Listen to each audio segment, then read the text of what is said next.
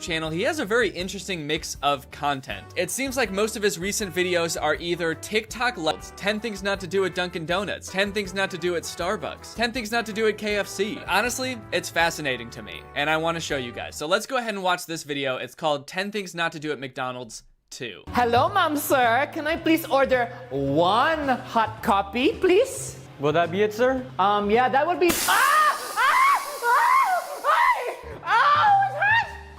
You mother! It's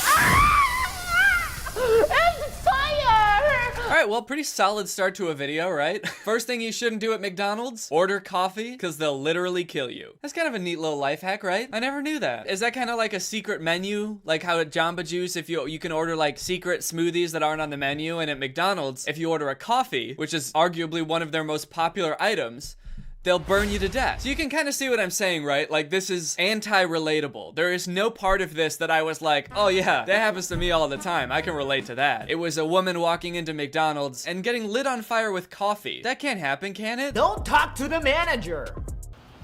I need to speak to your manager now. Jeez, Karen, chill. Okay, so now next scenario, this one, at first seems like it might actually be relatable, right? Because Karens are in the zeitgeist lately, asking to speak to a manager at McDonald's could be kind of like a Karen thing. This seems like it could be a good starting point for some good, relatable, observational humor. Let's check it out.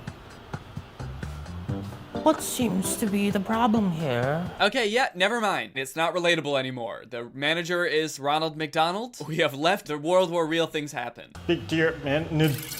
Uh-oh, seems like Karen is broken. I know how to fix this.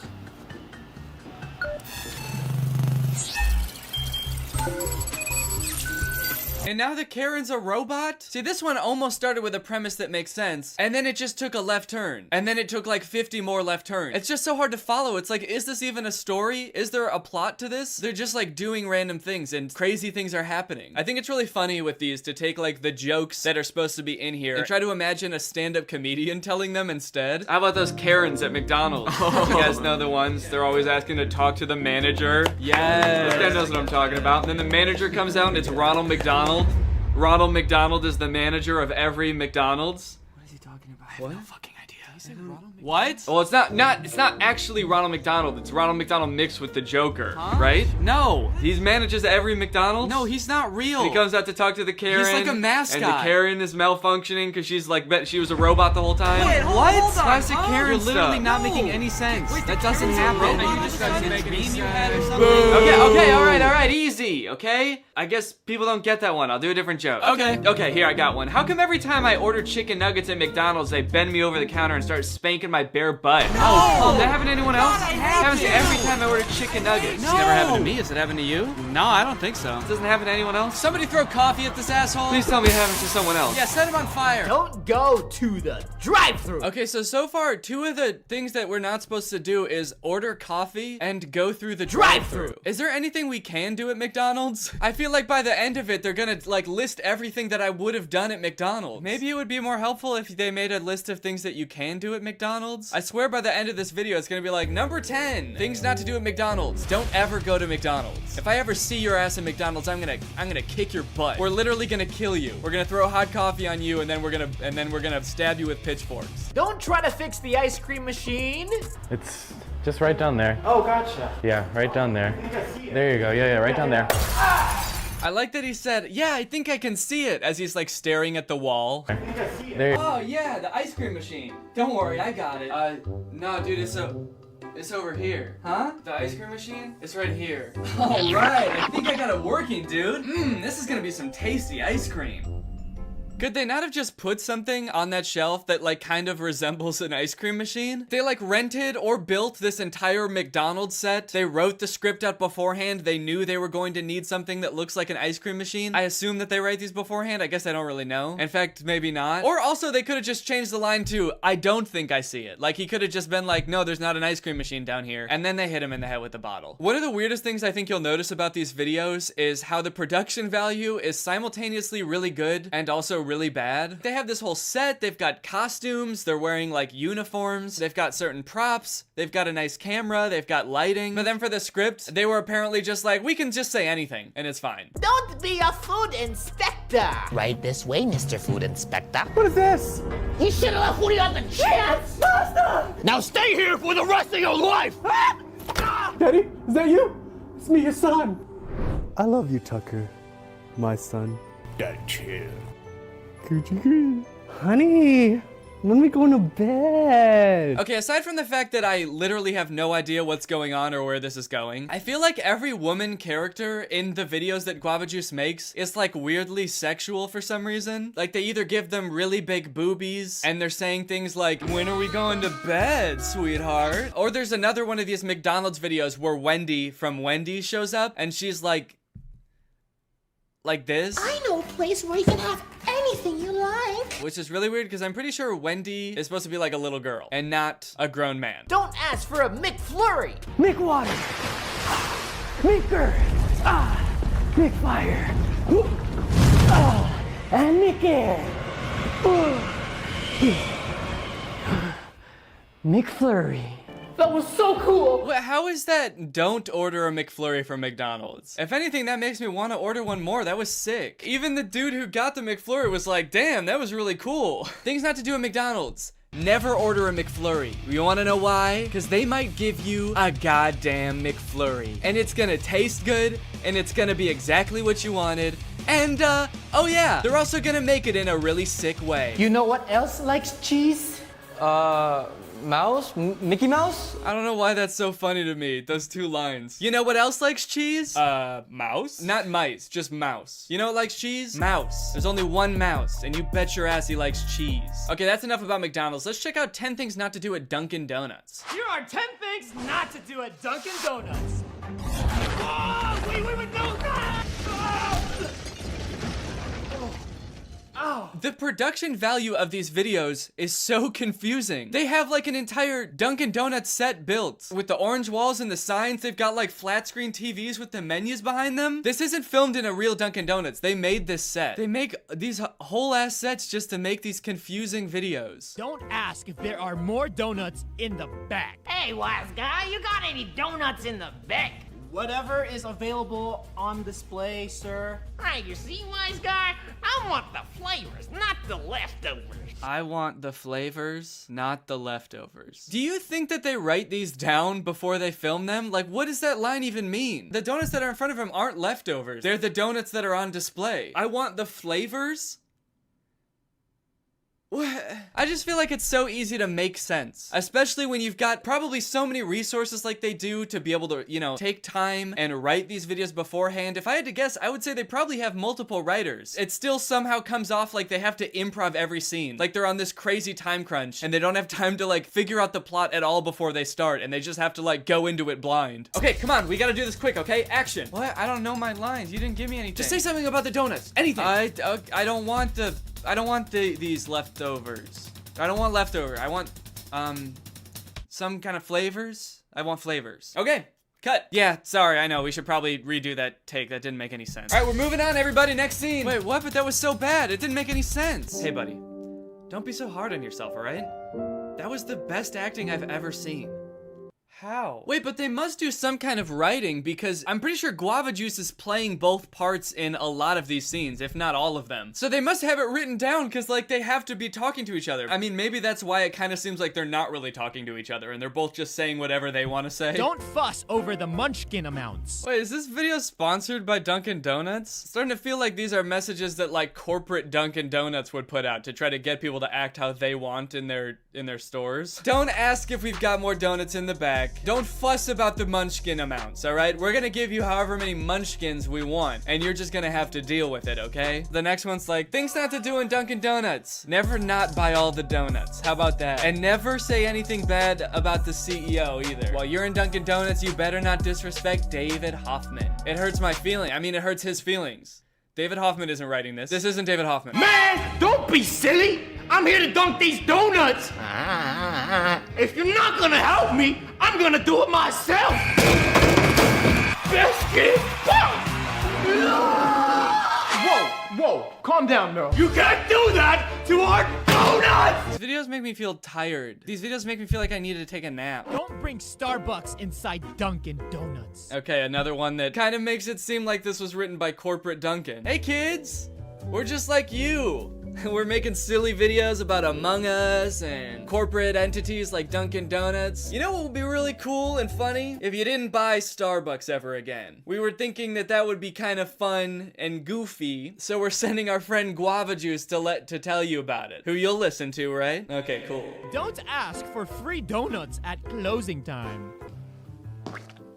Sir, we're about to close. Oh, no, you're not exactly close today. I mean, you could, but the cashier just closed the register, so you just come back tomorrow. Till exactly 4 minutes until closing. Does this dude know what a mime is? Honestly, I feel like Guava Juice knew I was going to watch these videos and is fucking with me on a very personal level at this point. Why is the mime talking? Why did they even make a mime character? If the first thing he does is walk in and start talking, mimes don't talk. That's like the whole point of mimes. He's not even doing anything mime related. Like, he's not like going like this or anything. He just walks in and is like, hey, can I have some donuts? He's just some guy with a French accent. Is this what he thinks all French people look like? Is this like a French person stereotype? Guava, if you're watching this, can you please leave in the comments below how the decision was made to make this character a mime? This was clearly thought through. You had to go out and buy this costume. This must be in a script somewhere. There must have been some reason that you made him a mime, right? And if so, can you tell me? Can you please tell me, Guava? I mean, to be fair, mimes are pretty funny looking. And they are kinda random.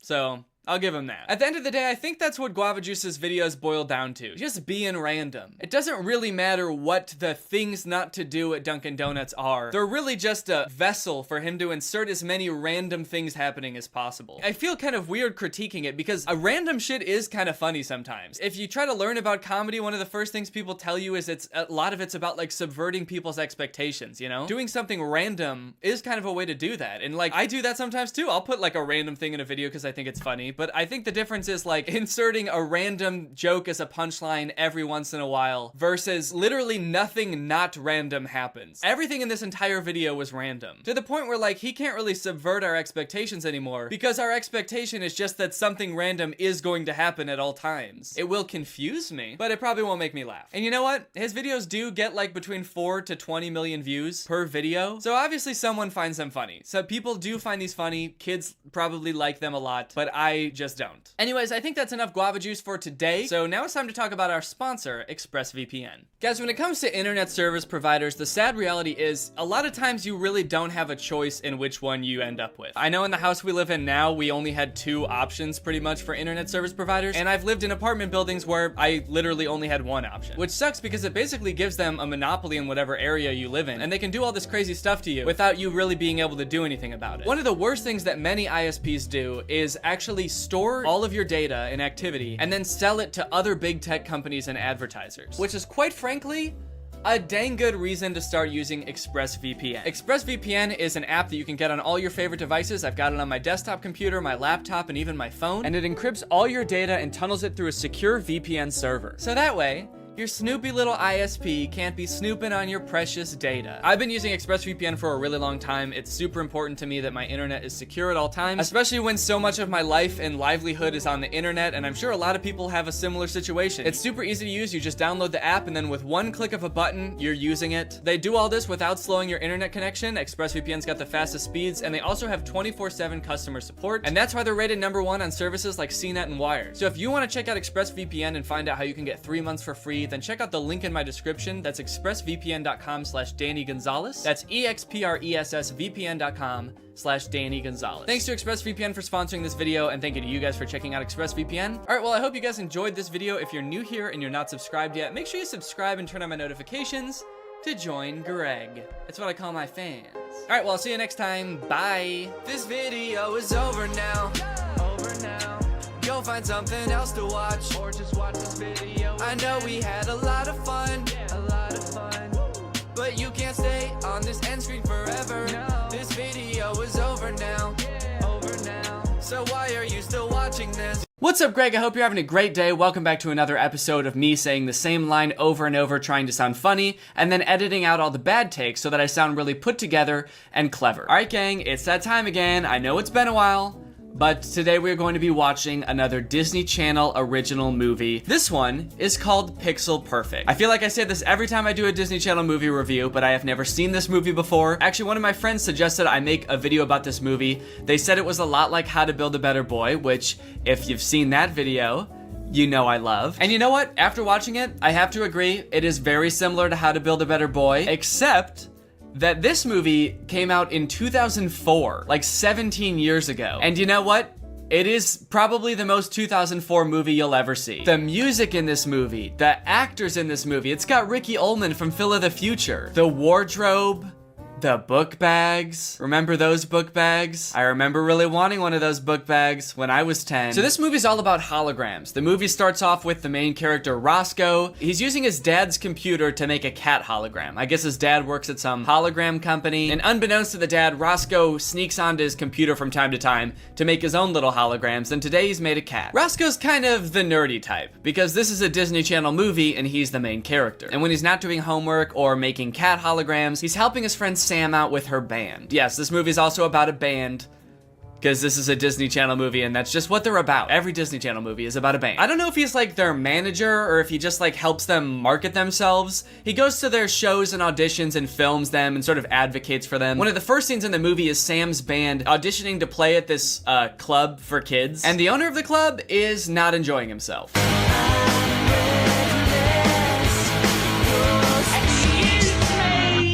Do you sing lead on all the songs? Pretty much, yeah. Okay, love. Put down the guitar, let's see you move. Kind of a weird thing to say to a teenager. The conflict of this movie starts because Sam's band doesn't have the right image, you know? Their music is good, but Sam is the lead singer and she doesn't know how to dance. And for some reason, the owner of this club really wants a band who can dance. Dance, strut, show some personality, some presence. The owner of this club kind of reminds me of John Mulaney's impression of Mick Jagger. No, funny! Sam gives dancing a shot, but she's not good at it. In fact, she's so bad at dancing that the microphone gets fucked up. I don't know how that happened. The microphone's just like, make her stop! She's so rigid! This movie is chock full of young adult movie tropes. Not just the nerdy main character, not just the band, but we've also got Business Dad. He's always talking about business. Even when Roscoe thinks he's talking to him, he's actually talking to his Bluetooth. You see, that's the problem. How do you get past all those bumps? Just ship them off to China. What? Overnight, every last one of them. Wait. Thanks for the help. What? Well, why did my son run away like that? What do you want me to do? What, do you want me to talk to him at dinner? Ugh, nasty boy. The thought of even saying one word to my son. It's too much for Business Dad to handle. That night, after seeing Sam's band get rejected, and then after Roscoe being rejected by his own father, he goes up to his dad's hologram room and starts to hatch the perfect plan to get Sam's band on the map.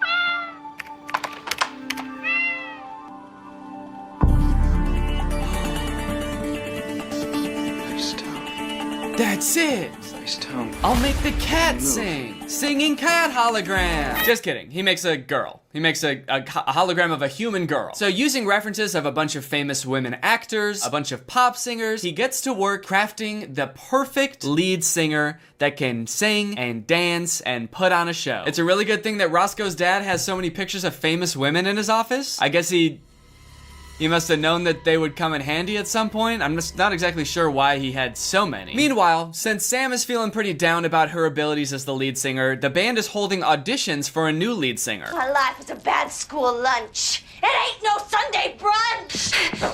Yeah, the auditions are going so bad that nobody's even singing at them. They're looking for a new lead singer and nobody has sang yet. One girl's doing slam poetry, the other is Irish dancing. It's kind of weird. I feel like they just should have had people there singing poorly. It was kind of a weird writing decision to have people auditioning doing something not even related to what it is. I mean, I guess like slam poetry and dancing are close to singing, but like you can't just go to an audition and do something close to what you're supposed to do, right? Hi, I'm Danny. I'm gonna be reading for the part of Spider-Man. Awesome, let's see what you got. Okay. Ow! What? What is that? I'm a spider. Yeah, I can see that, but it's Spider-Man. You're supposed to be auditioning for Spider-Man. Yeah, but this is like pretty close. Yeah, I guess kinda. But like, this is not gonna help you get the part. You're supposed to be a lovable superhero who goes around like solving crimes and shooting webs. Yeah, out of my ass, right? No. But just then, this girl Loretta shows up. And don't tell the band, but she's actually a hologram. Excuse me. I'm here for the audition. So they get all set up, and immediately, they're blown away.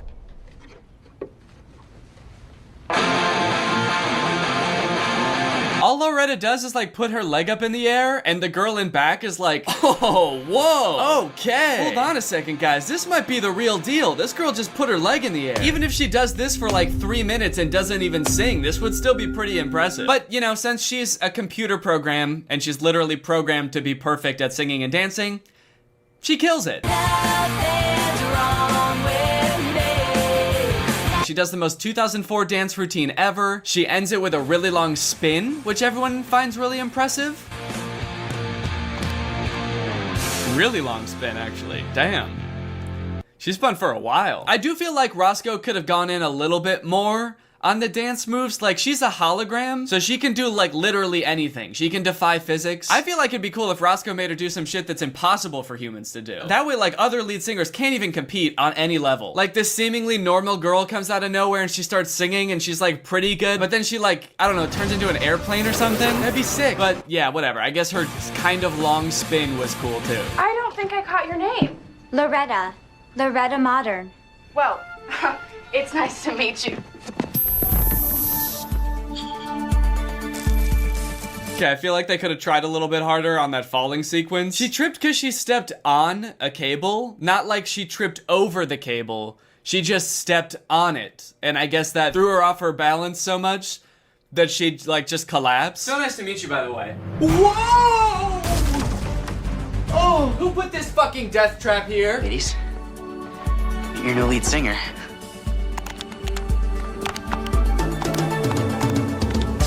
My father's been working on holographic technology and artificial intelligence for Skygraph. He just hasn't applied it to the human form. Wait, I'm sorry. He hasn't applied... His dad, who works at the hologram place, hasn't even applied this to the human form yet.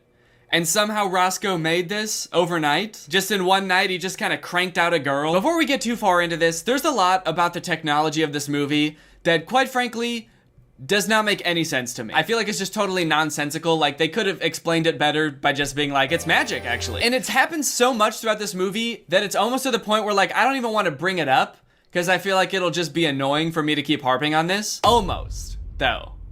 It's almost there. I will continue to harp on it. So how did Roscoe make a perfectly functioning human in one night? This is something that like scientists have been trying to crack for decades, like an artificial intelligence that can compete with like human intellect and expression and stuff like that. And Roscoe would just kind of got sad because his dad didn't talk to him one night and was like, fuck it, I'm gonna have to end these scientists' whole career, I guess. Boom, human. She looks photorealistic, she can speak English, and she can form sentences. Also, I just kind of want to know like how this hologram thing works in general. Roscoe, can you tell us how this thing works? The computer uses echolocation to measure the room and pulsing frequencies to hold her pattern. Oh, okay. But how does it work though? Like as in, what the fuck does any of that mean? Another thing that doesn't quite make sense to me is that Loretta can't go outside, which I guess makes sense for a hologram. Like if it's some sort of projector, like the light just wouldn't show up as good outside. So I understand that. But in this scene, she gets curious because she sees a bird's nest out the window and she sticks her hand out the window and her hand disappears. But then when she brings it back in, her hand is still gone. And then Roscoe says, oh no, I'm gonna have to rebuild that from scratch. I'm gonna have to build you a new hand from scratch. How does that work? The hologram is just light, right? Wouldn't that be like if you're watching E.T. on a projector and you accidentally like turn the projector so it's pointing outside? Like that wouldn't delete E.T. from existence if you just pointed the projector outside. The movie E.T. would still exist. You wouldn't have to remake E.T. from scratch if that happened. Because E.T. is on the computer. There should still be E.T. There should still be hand. That night, we see Roscoe painstakingly rebuilding Loretta's hand from scratch. And it looks like some pretty serious, intense programming. I mean, just look at this. Click, click, click, and it's done. Damn, I guess that kind of explains how he was able to make a human so fast. All he had to do was just like click on all the body parts. And then he just made it. All right, Danny, let's develop this cure for Alzheimer's. And click. Okay, that's... Congratulations, you did it. Okay, that was pretty easy. Roscoe gets the band their first gig with Loretta, and people are digging it. Loretta kills it, dude. The audience is loving it. Yo, holy shit. Okay, that was sick. That was awesome. Now turn into a plane. Turn into a plane. Oh. The next day, Roscoe's doing an experiment where he's taking pictures of Loretta to see if she can actually show up on camera or if she'll just look like a TV screen, kinda. And bad news, she just kinda looks like a TV screen. She looks all like warbly with lines all in her, and you can tell that she's not a real person when you look at pictures of her, which sort of makes Loretta start to have a little bit of an existential crisis. She seems like she gets kinda sad that she's not real. She'll never feel like human feelings. Why am I here? The Zeta Bites need a new lead singer. One thing that they did that I don't think that they needed to do was make Loretta sound kind of like robotic when she talks. Do you like the rain? I don't know.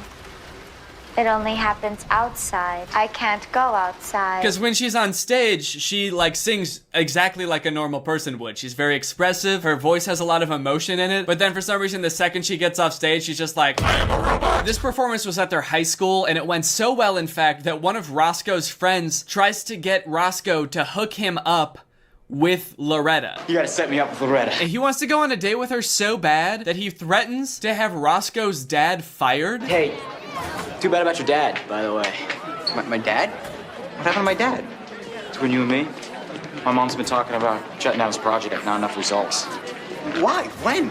I don't know. I could talk to her, get him out of the penalty box. That is, if you help me. I mean, holy shit, dude, what a savage thing to do. Threaten to have someone's dad fired if you don't get one date with a pretty girl. And also, I have a sneaking suspicion that the mom wouldn't actually do this, but holy shit, what kind of weird-ass mom would that be? Imagine getting fired and you're like, what did I do? I did everything you asked. I created like a photorealistic hologram with impeccable artificial intelligence. This has so many implications. What did I do wrong? And your boss is like, you did everything just fine. Unfortunately, it was the boy. Your silly little son wouldn't let my darling boy go steady with his mysterious, highly acrobatic friend. I also forgot to mention that there is a bit of a love triangle going on here. You see, Sam, she kind of has a thing for Roscoe, and Roscoe like maybe has a thing for Sam back, but also just kind of wants to stay friends. But then he's also created Loretta the hologram, who is like perfect in every way, and it almost seems like Roscoe is starting to fall for this hologram, just like his friend apparently. And this makes Sam very jealous, not too happy, which causes her and Loretta to have quite a few unpleasant interactions. You don't know everything. Yes, I do. Okay, maybe you do, but you don't understand any of it. You could know what a baby is, but you've never been one. You can know every type of bicycle, but you've never fallen off one and scraped your knee. You could know every type of airplane, but you still won't turn into one. Why won't you turn into an airplane? It would be so sick. She's not even real. She's just a trick of light. And you're nothing but water and a few pounds of chemicals.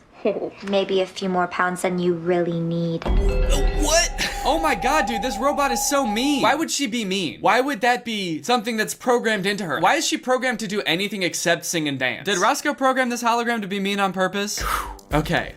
I've got a very limited amount of time. I need to program this hologram to do everything that a pop star needs to do, which should be pretty easy because pop stars really don't have to do that much. All she's gonna have to do is she's gonna have to know how to sing and dance and be mean to me and be really mean to me, degrade me, fucking make me feel like shit and embarrass me in front of all my friends. That would be so hot, or I mean, that would be a really good pop star thing for her to do. Loretta, I am so sorry.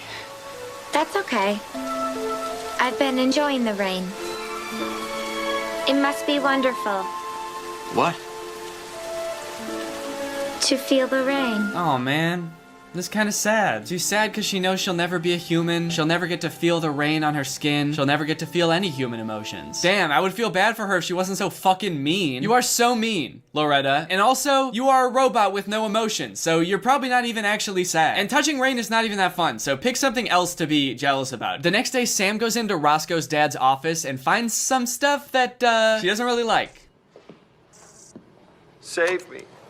Please. Save me. Please. Save. What was that screensaver? They just they glossed over that so fast. The screensaver on their computer is Roscoe as a spider eating his dad, who's a little fly on his web. And then when it cuts away from the computer, you hear Roscoe's dad get eaten. I'm so confused about that. Whose computer is this? I'm pretty sure it's Roscoe's dad, right? Did Roscoe make a screensaver of him murdering his dad? Does Roscoe's dad see his son as a threat? Is one of them auditioning for Spider-Man? I'm so confused. Some gene pool Roscoe gave you. So in a lot of ways, this movie is similar to How to Build a Better Boy. Because in that one, just like in this one, they design like the perfect specimen, the perfect boy or the perfect girl. But for some reason, this movie, the way that they do it seems a lot creepier, I feel like. Like instead of what they do in How to Build a Better Boy, where they just sort of like list vague characteristics they want the boy to have, like this color hair or this color eyes. Roscoe is actually like taking body parts from different real women and like cobbling them together into a perfect lady. I feel like there's definitely a difference between like, I just love a man with brown eyes, and being like, I will create a female with your skin and your toes. Also, this was like sort of a plot point earlier, but Roscoe didn't want his dad to find out about the hologram. He didn't want him to know that he was using it to make this pop star. So why did he just like hide all of these pictures on the desk where his dad works? He just had all of the pictures stuffed in this manila folder right next to the computer. Hey, son. Are you by any chance using my computer to make a human woman hologram? Huh? What? No. Are you sure? Because I found this manila folder at my computer that has like a bunch of pictures of blonde women in it with circles around different parts of their body. Oh, yeah. That's just, that was just homework for math. They're making you study white women in math class? Yeah, it's part of the Pythagorean theorem. There's notes on a lot of these pictures. This one says, this chin will go great on my hologram. Oh, wait. Oh, those pictures. Oh. Why do you sound so surprised? Those are for my cat hologram. So this human woman's chin is gonna go on your cat hologram? Yes, Dad. Actually, it is. Is that so hard to believe? I want my cat to look good, okay? I want him to have a nice chin, a nice ladylike human chin. In fact, I'm pretty sure I've told you all this before actually, but you were so busy on your work phone that you must not have heard me. You know, all you do is work. Do you know that? You never pay attention to me. Or my cat. Well, son, you never held me as a child, Dad. You were always too busy working. I don't think you've ever even hugged me. You know what, son? You're right. I've been too distracted with work. You know what? Let me drop everything I'm doing right now and let's do something together, father and son. How about we work on this human-chinned cat you've been working on? Wow, do you really mean it? I sure do, son. Also, I saw that screensaver you made of you eating me, and I'm kind of worried you're planning to murder me in my sleep. I was. You know what, buddy? Bring it in. Let's have a hug. I'd love to.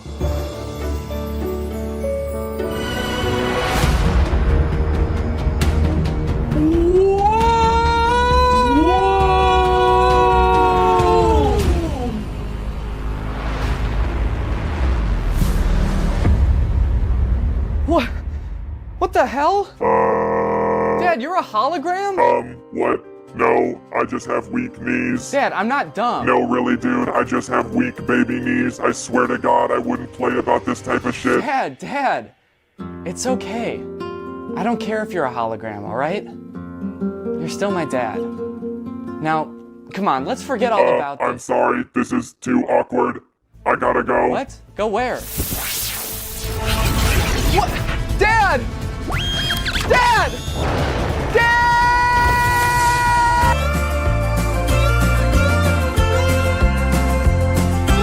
Hell yeah, dude. I told you it'd be sick if they turned into airplanes. We get to see Loretta and the band performing again. This time they're singing a kind of a sad song about wishing a boy would notice them, which, you know, is kind of thematically relevant.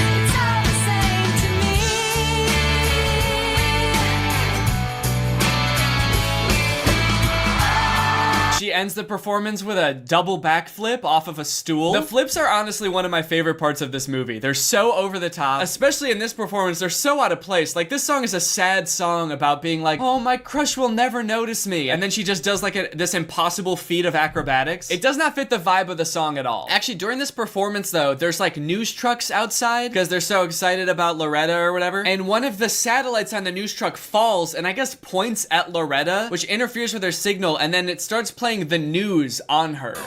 Fine weather. Which is pretty silly. I like that. That's a funny little thing to have happen. I am confused though, because if we're to believe how they explained the technology before, this should be permanent now that Loretta is like this. Because when she lost her hand before, it stayed lost. Now she is the newsman for a second, so she should be the newsman forever now, right? Isn't that how this works? Then they get discovered by a talent agent. Mr. Giles, it's me, Daryl. Well, you must have found something if you're calling so late. Only, Hearthstone's next media sensation. Yeah, listen to this. This sounds like shit. It's just people cheering. It's not even music. Since this little bit of interference happens though, it makes everyone realize that Loretta is a hologram, which people didn't know before. And from there, Loretta blows up, dude. Everyone's obsessed with her. They get discovered by this talent agent. She ends up on TV, which apparently is okay. She can be on TV. I don't know why they had the scene of Roscoe taking pictures of her before. If they were just gonna throw that whole bit out the window because she is on TV now and she looks fine. And everything seems like it's going great for Loretta and the band. And they even start to record an album. Take a good look, because that is the future of the music industry. A month from now, every teenager in America is gonna want to be just like her. Smart, talented, high resolution. Album title. That actor looked like he wasn't paying attention at all until it was his turn to say a line. He looked like he was just like spaced out until it was his turn to say something clever. Take care of my girl, Roscoe. Your girl? Your girl? She's mine! Then there's this whole scene where Loretta and Roscoe have a big argument. You always want to change me. Why am I never good enough for you? And it ends with her getting so mad that she uploads herself to the net. She straight up goes into the World Wide Web and she's gone. And then Roscoe can't find her. Inside the internet, it is very weird. That whole scene is like a fever dream. There's a search engine that's just like a guy in a car going around. Okay, so now we're starting to approach the end of the movie. The band has a big show coming up, but they still can't find Loretta because she's busy in the net. Virus alert, virus alert. So they dress Sam up as Loretta to be the lead singer. For some reason, no one really seems to notice. But Sam gets a little too carried away with the dance moves and ends up dancing her way into a coma.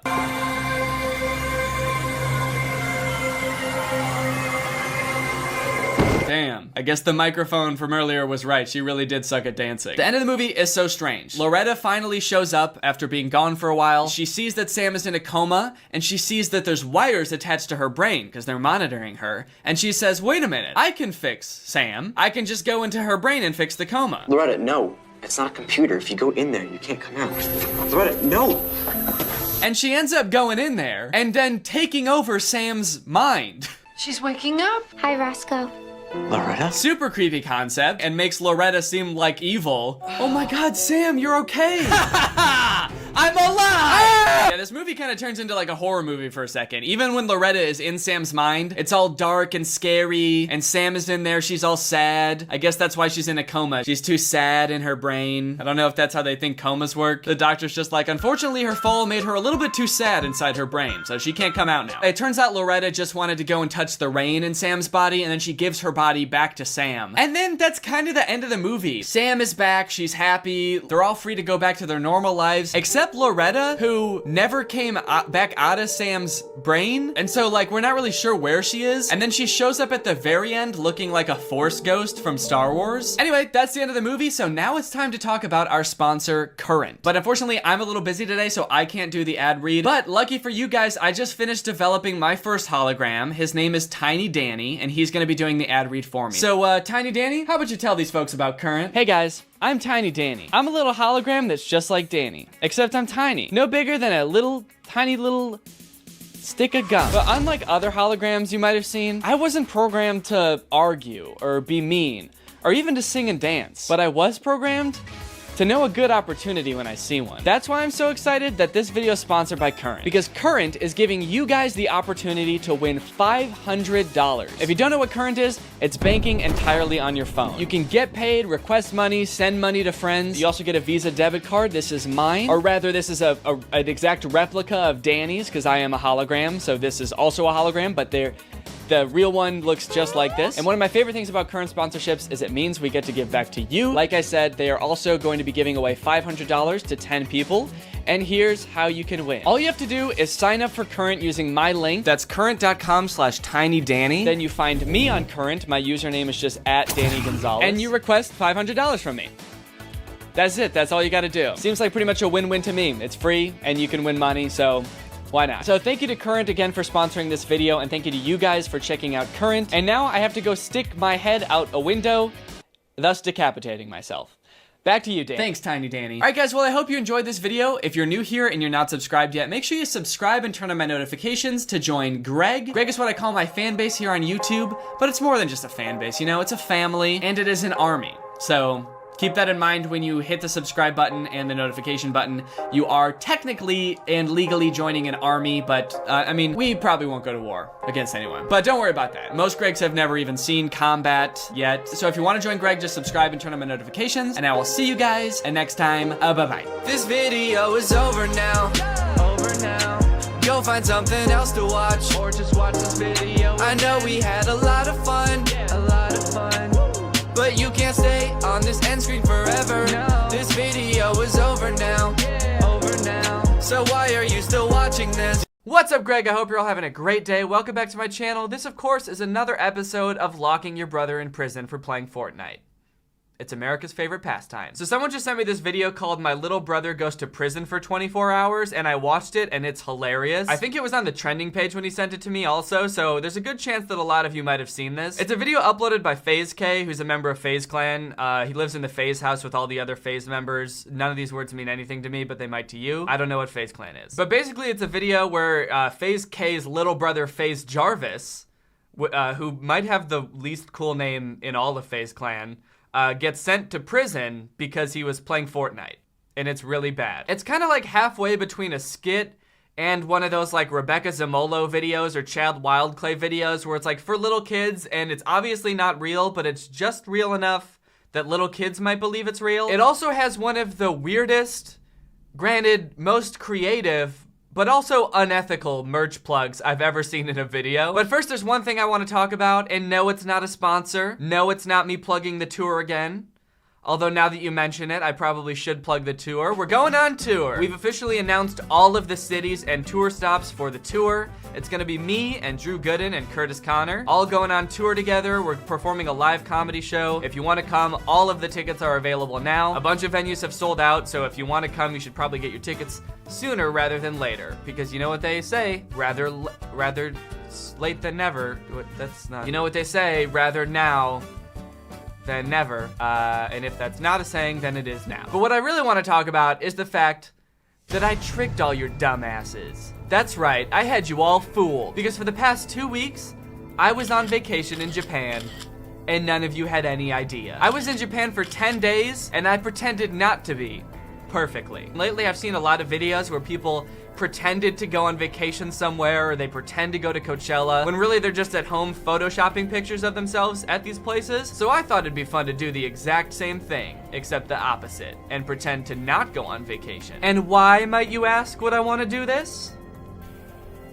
I don't know really. I think a lot of influencers, brands rely on them having like a cool, fun life that you would want to emulate, but mine is sort of the opposite of that. My brand is kind of centered around sitting in this exact location and doing this. So I wanted to keep that brand consistent by making it seem like I didn't leave the country. Also, Drew just went on vacation to Ireland at the exact same time for his honeymoon, and I didn't want to get a bunch of comments like, oh, look, they really are the same person. They both went on vacation to a different country for Drew's honeymoon at the same time. Which isn't even valid because, yeah, sure, we were both celebrating Drew's honeymoon, but we went to different countries. So before I went on vacation, I made sure I had 3 videos locked and loaded, ready to go. I could post those while I was on vacation to make it seem like I was here. I even made sure to mention at the end of one of the videos that I wasn't in a different country. All right, thank you, Phoebe Westbrooks, for turning on my notifications. You are truly Greg. I'm currently in America and not a different country, and I'll see you guys next time with a really interesting video where I kick a ball so hard that my shoe flies off. Bye! This video, just to avoid any suspicion, the plan was foolproof, which is good because I'm a fool. I also made sure to keep my Twitter presence up, tweeting like an average American person, only during hours an American person would be awake. I even made sure to tag my location in some of the tweets as being in the United States, all while I was feeding bananas to a Japanese macaque on the top of a mountain. And you guys were none the wiser. Well, that all seems pretty impressive, right? Wrong. because there's more. I mean, it was already impressive, but it wasn't all of it. Towards the end of my trip, I realized I hadn't posted anything on Instagram in a really long time, but the problem was I didn't have any good pictures of me at home, sitting in this desk, or in another American location. In fact, the only good picture I had from me on my trip was me in front of the Tokyo Disney Castle. So I decided to do what I'd seen them do in a couple videos and Photoshop myself to look like I was at home, in America, at a regular American grocery store. So instead of enjoying my vacation, I spent hours in bed photoshopping this nearly flawless composite. I added a caption, tagged myself as being in the US, and the rest is history. All in all, was it a lot of work? Yes. Did all this extra work ruin my enjoyment of my vacation to Japan? Yes. But was it all worth it? Hell no. But did I fool all of you? Also no, because Laura was posting on her Instagram story the entire time that we were in Japan. Anyways, let's talk about this video. Okay, so the video starts out and FaZe K is the one filming. He's like barely in the video at all, even though it's his channel, but he's filming his little brother Jarvis playing Fortnite, and then behind Jarvis, there's two even smaller humans. It's never explained who they are or why they're there, or why they're watching him play Fortnite, but they are there, and they're all having a great time. Yo, there you go. Jarvis, bro. So he's playing Fortnite for like the first 10 seconds of the video, and then he wins the game, and everyone's so excited for him, but then FaZe K says something that's kind of surprising. Jarvis, bro. You just won Fortnite in school. In school.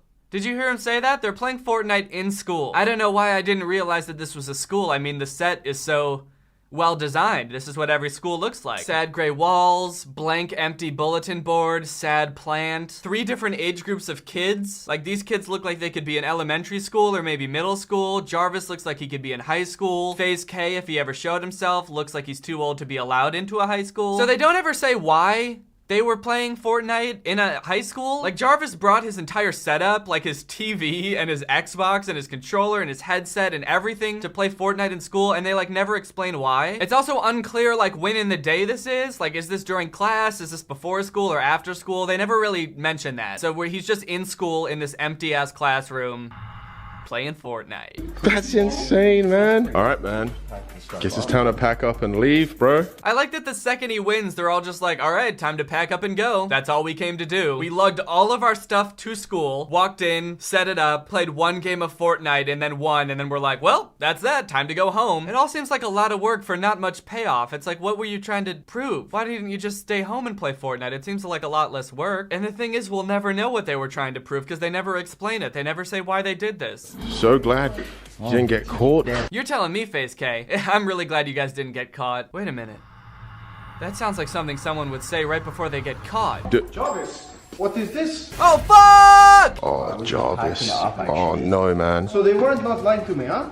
They're telling me on the cameras that you've been here since 6. That's 2 hours before the school begins. Okay, so this is a very confusing scenario to me, and I've never watched any of FaZe K's other videos before. I did go through and skim through some of them just to get like an idea of what his channel is about, but I have no idea where these take place, or like what country are they supposed to be in? It's really confusing. Like, FaZe Jarvis and FaZe K are obviously British. The 2 kids, I don't know where they're from because they don't say a word for the entire video. They just kind of stand around with a blank expression, like looking around like they're not sure what they're supposed to do. But then the classroom has an American flag, so you would think that this is an American school. And then the teacher comes in and he has like a totally different accent than everyone else. What is this? It's like a... You cannot be kidding me, man.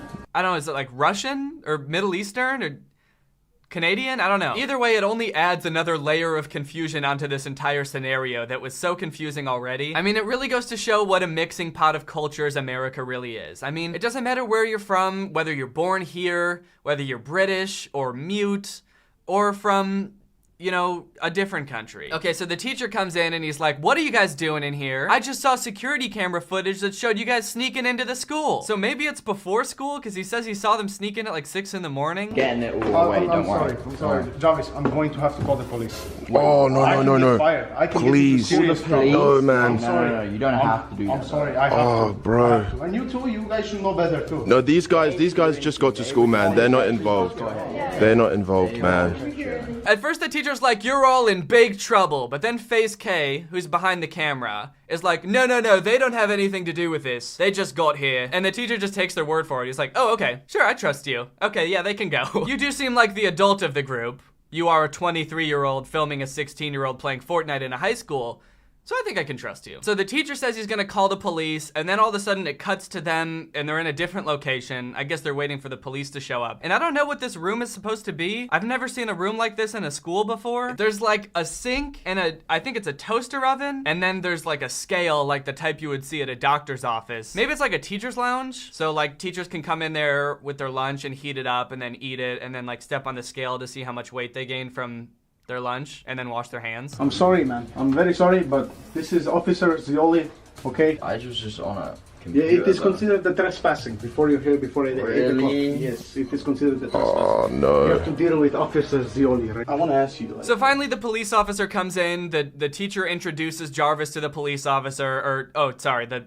SWAT police officer. They called the SWAT police, which I don't think is a real thing, but they called the SWAT police because the 16-year-old was playing Fortnite in an empty classroom. I was just on a yeah, computer. it is considered the trespassing before you're here, before 8 o'clock. Yes. Face Jarvis, I mean, maybe it's because he's 16, I can't really blame him that much, but it just seems like the way that he acts is just so lax about everything. It's like the way he responds to the police showing up is just like, wait, but I was just like on a computer, so is that I was just like playing Fortnite? Is that like I don't get why it's got to be like that. It's an interesting acting technique he's using. I've seen lots of famous actors use this technique before, where you're saying the lines but at the same time you very clearly don't want to be there and don't want to be in the video at all. I want to ask you, like, I know it's one thing with the teacher and one thing with the student. What happened?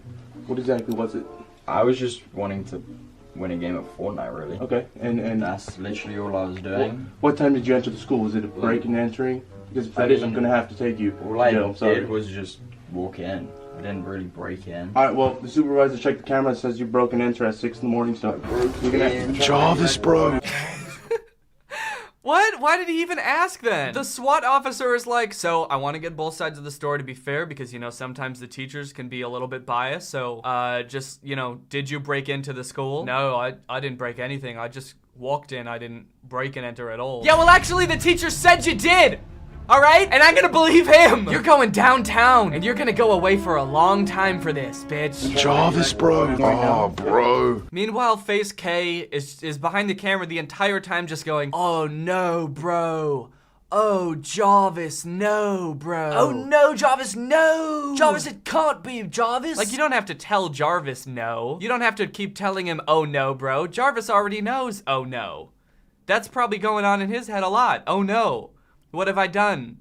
I can't believe I've done this. That's all Face K does for this entire video. It's just go, oh no, Jarvis, no, bro. No way, Jarvis, bro. It's almost like anybody could have filmed this video and then Face K just could have recorded that and played it over the entire video and there would be no difference because he never stops. The next scene is at the jail cell. Jarvis is already in an orange jumpsuit, you know, like they do when they send you to jail. So it's probably been like an hour or two since the last scene because they had to drive all the way to the jail. They had to intake Jarvis. They had to put him in the orange jumpsuit. It's probably been like an hour or two. So you'd probably think that Face K has calmed down by now, right? Oh, Jarvis, bro.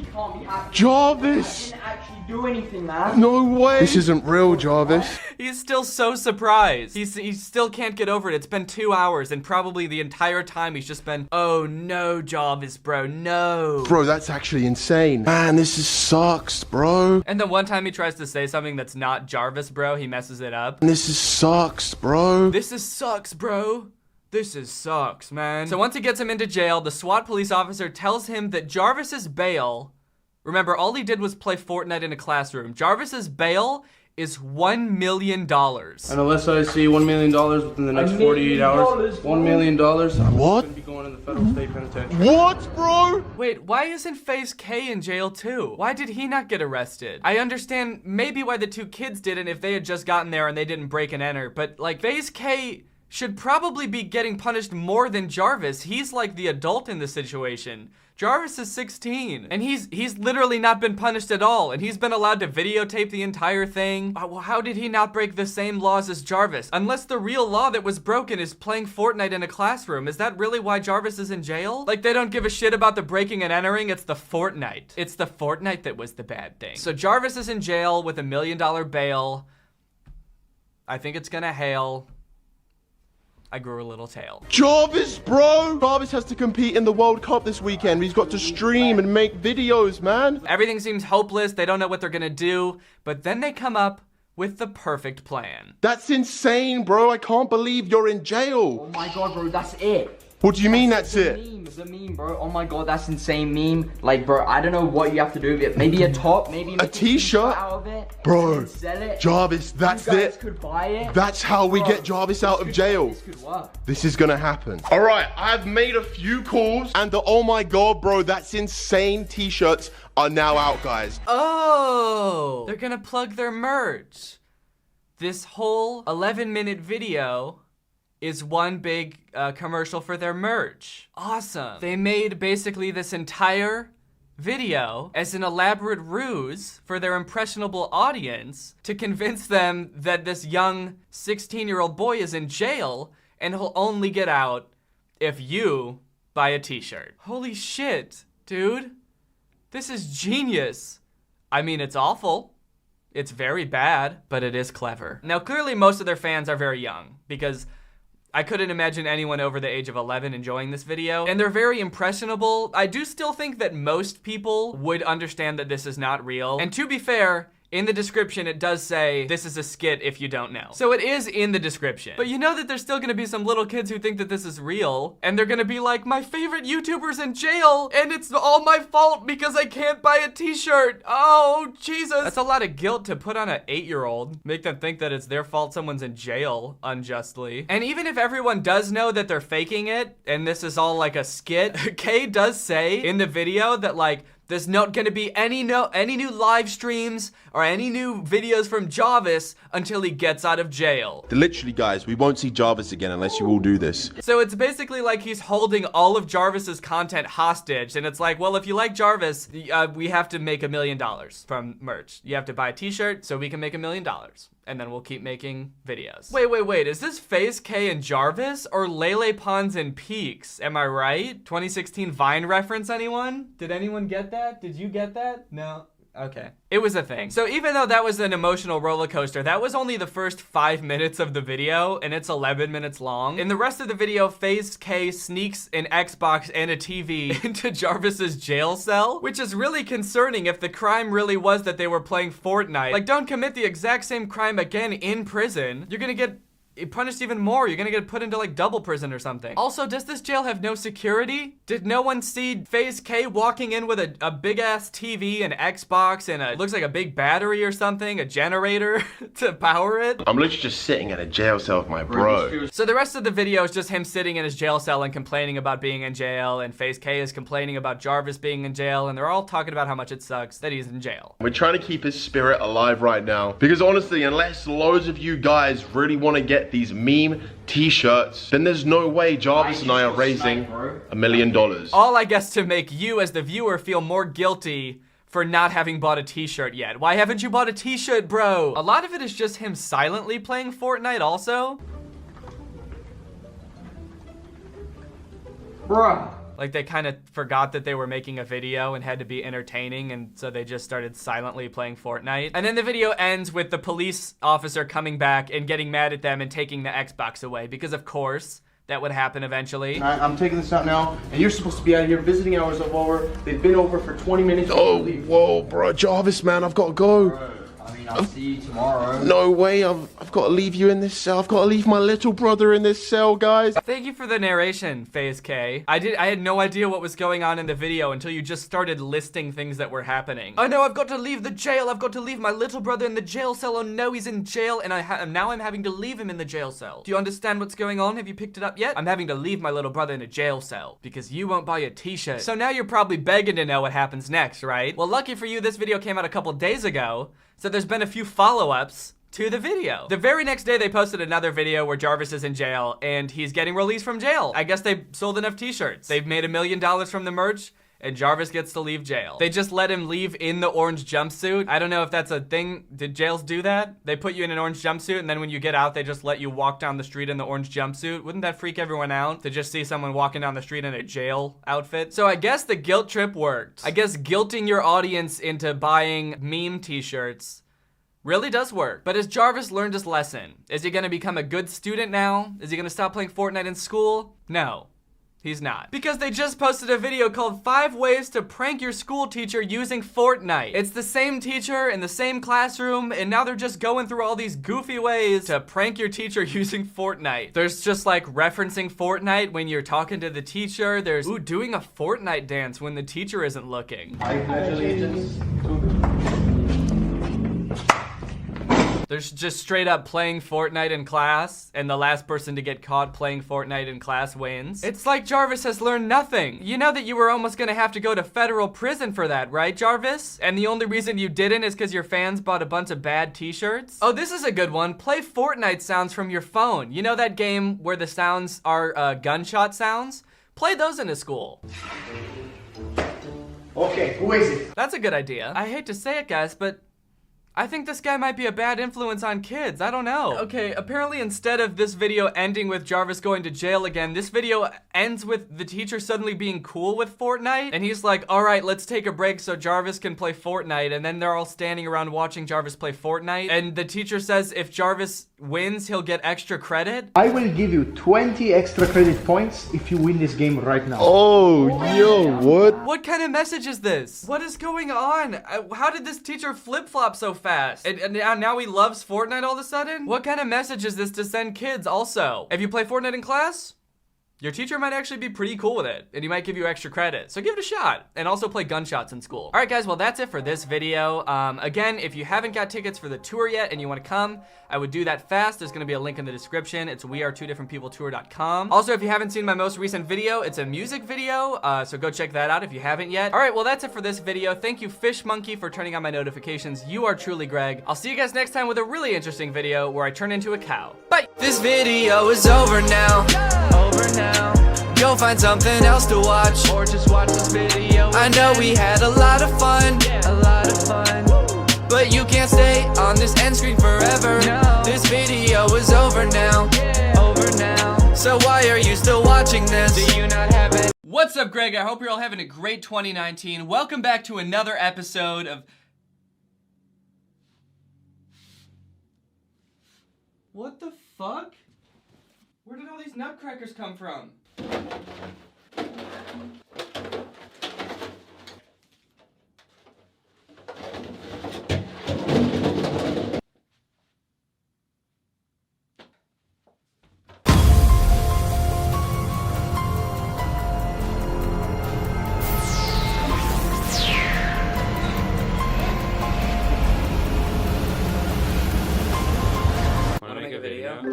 What's up, Greg? I hope you're all having a great 2019. I know I am. How about you, Drew? No. Okay. So I think it's safe to say that everyone knows by now we are both celibate. Yes, both big virgins. Big virgins. Very celibate. Despite both being married. Yeah, despite both having wives, we're virgins for lives. Virgins for lives, despite the wives. Despite the fact that everybody on the internet knowing that we're both virgins, that doesn't stop people from imagining a world in which we're not. We're not virgins. I've been sent this fanfic a few times, and I think Drew has as well. Yeah, a couple times. It's called House of Gold, and it appears to be a fan fiction about Drew and I. Which is crazy. I would never do the things that are written in this. No, absolutely not. Drew disgusts me. He's an awful looking guy, and he's even worse on the inside. I look awful on the inside. Yeah, he's very all gross. Bloody and there's slimy. Like muscle mass. It's very gross to look at. Is there though? What'd you say? Okay, so there's this fan fiction called House of Gold. It actually has 2.5 thousand reads, which is pretty surprising. A fan fiction about us has a couple thousand views. Apparently this is about Danny moving in with his best friend and secret crush, Drew Gooden, that's me, after his GF died in Afghanistan.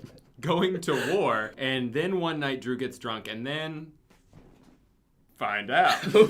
Also, when it says after his GF died, I'm not sure if that means mine or yours. Also, we're both married. And there are 9 parts to this. I'm curious to see how much of this is taken from reality, like, because right off the bat, it's wrong that we have girlfriends. And even more wrong that one of our significant others was in war in Afghanistan. Danny looked at the apartment where his best friend and crush of 3 years waited. He saw him in the window and waved at him as his heart started beating so fast. No, too fast.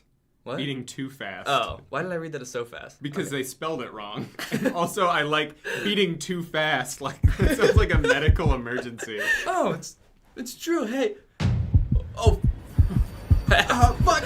Get in it. The story just ends right there. Yeah. He collapses to the ground Yeah. and dies. Hey, silly, get in! He said, and Hen gulped and pulled his luggage into the house. Is Hen another character? Yeah, there's like a hen in the corner, just one quick shot. So Hen gulped and pulled your luggage into my house. Oh, Hen is like the butler of the house. Oh, yeah. Yeah, So so this is based on reality. Oh, I forgot you have a hen butler. Yeah. Drew hugged him. Should we reenact this as we go? Yeah, if there's anything. Yeah, so Drew hugged him. While you just like stand there trying to figure out why your heart's beating so fast. I've been so lonely since Amanda went missing in Afghanistan. She went missing? I thought she died. I guess she went missing and we assumed she died. What did she go rogue? I just like to imagine that Amanda, who would never go to war in the first place, but then while there, she like has her own side mission she feels she needs to accomplish while she's there. That's so brace of her. She loved you. Drew stared at him for a minute. All right. No, I'm still having a heart attack. It hasn't been a minute yet. Let's get you settled in. And then he helped him into his room. It's a 1-bedroom place, so you'll have to share a room with me. He smiled at him. It'll be like a sleepover. Totally. Then there was a knock at the door, and Danny followed Drew to the door, where they found a girl with long brown hair and big purple eyes waving. Her eyes were waving?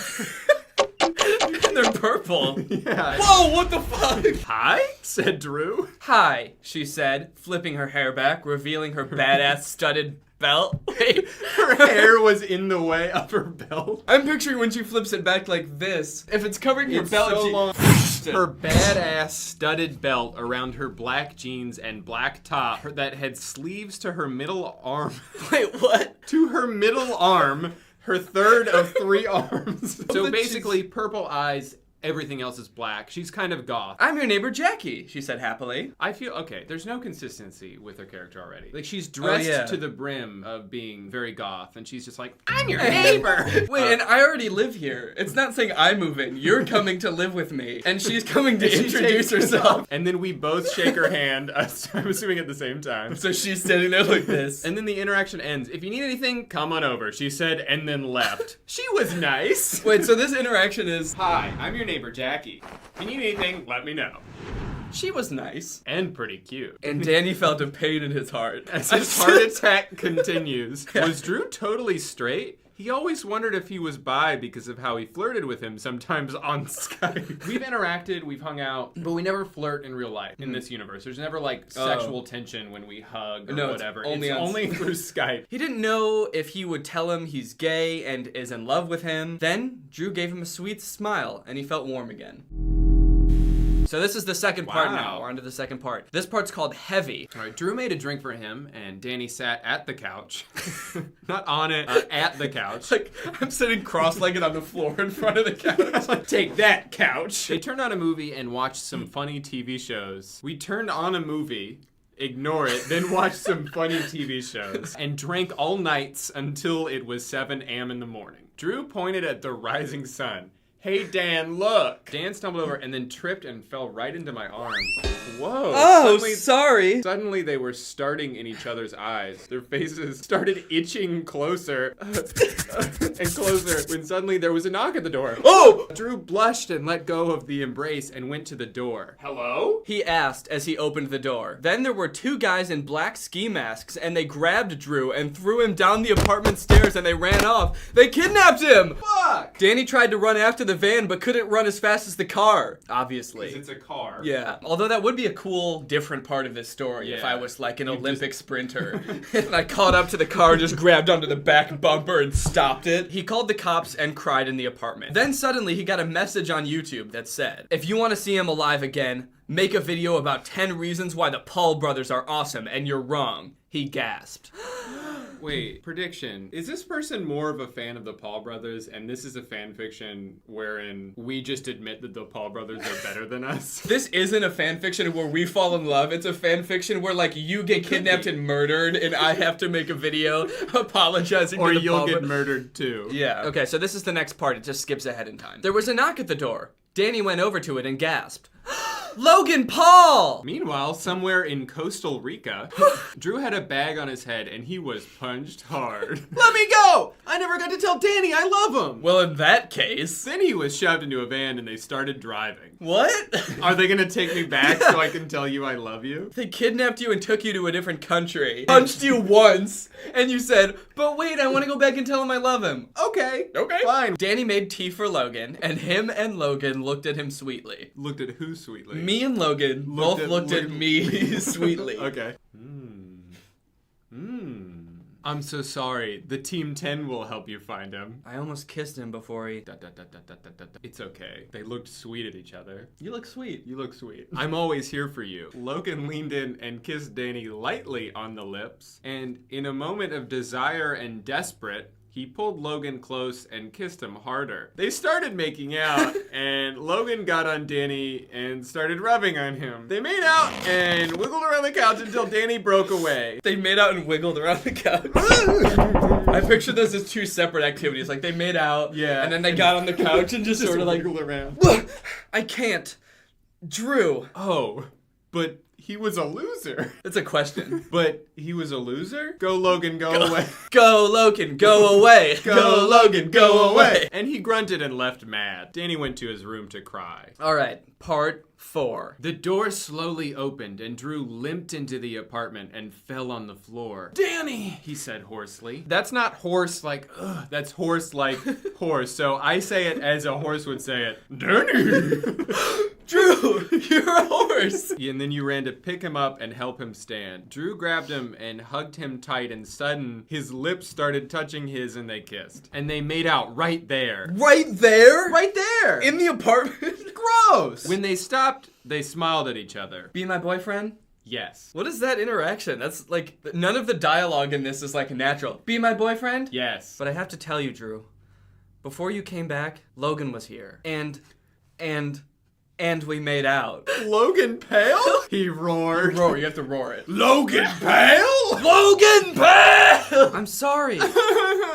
Drew started crying and ran down the stairs. Then Jackie looked Drew's way that he was running and then came in. Danny was crying and told her what was going on. So Jackie was just standing outside. Just waiting. After the last interaction ended, she went outside and waited. Yeah, she was like, let me know if you need anything. And she's just outside the door. You should do something romantic to show your story and that he is your one and only. You're right. He wiped the tears off. And Jackie grabbed a camera and started recording. Why? Danny looked solely into the camera with love in his eyes. Hi, Gregs. Today I finally told Drew I love him like I said I would. Did I tell my YouTube audience that I was gonna tell Drew I love him? I guess so. Hey, I know there's like 1.8 million of you, but please nobody tell Drew. Weird flex, but okay. I'm gonna tell Drew I love him in my next video. Please no one spoil the surprise. What did you say? But before that, someone else came over and I kissed them. I love you, Drew, and it will never happen again. You are my light and joy, and I would be proud to be your husband. Then Jackie whipped a tear from her face and sniffled and turned off the camera. This part's called The Story So Far. Is this just like a recap of everything we read? Warning, suicide and sex scene. They gave it away! What the fuck is gonna happen? Suicide and sex scene? Meanwhile, in Chicago, Drew was at a sushi restaurant. When someone sat beside him. Drew Gooden? He said. He looked up. Jake Paul? He almost flinched. How do you almost flinch? You only thought about it. I thought about flinching. So Okay, there's nothing it is. physical. It's just exactly. Meanwhile, in my head, don't flinch, don't flinch. Yeah, I heard you and Danny had a rough thing happen. Then he posted this. And he pulled out his phone and went to a video and opened it to let him watch. Danny was looking at the camera intense and started talking. Today, I finally told Drew it will never happen again. Never kiss him again. I am with someone else. And then there was a sniffled sound. And someone was behind the camera? Danny started to cry silently, but tried to look together. I think someone edited it, out of order. To make it look like I'm saying something totally natural. Today, I finally told Drew it will never happen again. Never kiss him again. I am with someone else. And I'm just like, this is so natural. This is how he talks in real life. He uploaded a 3-second long YouTube video. As he does. Let me buy you a drink. And Jake ordered sake. An Asian drink. They started drinking and talking and laughing and having a good time. Maybe I was wrong about you, Jake. Jake put his arm around him, confronting Confrontingly.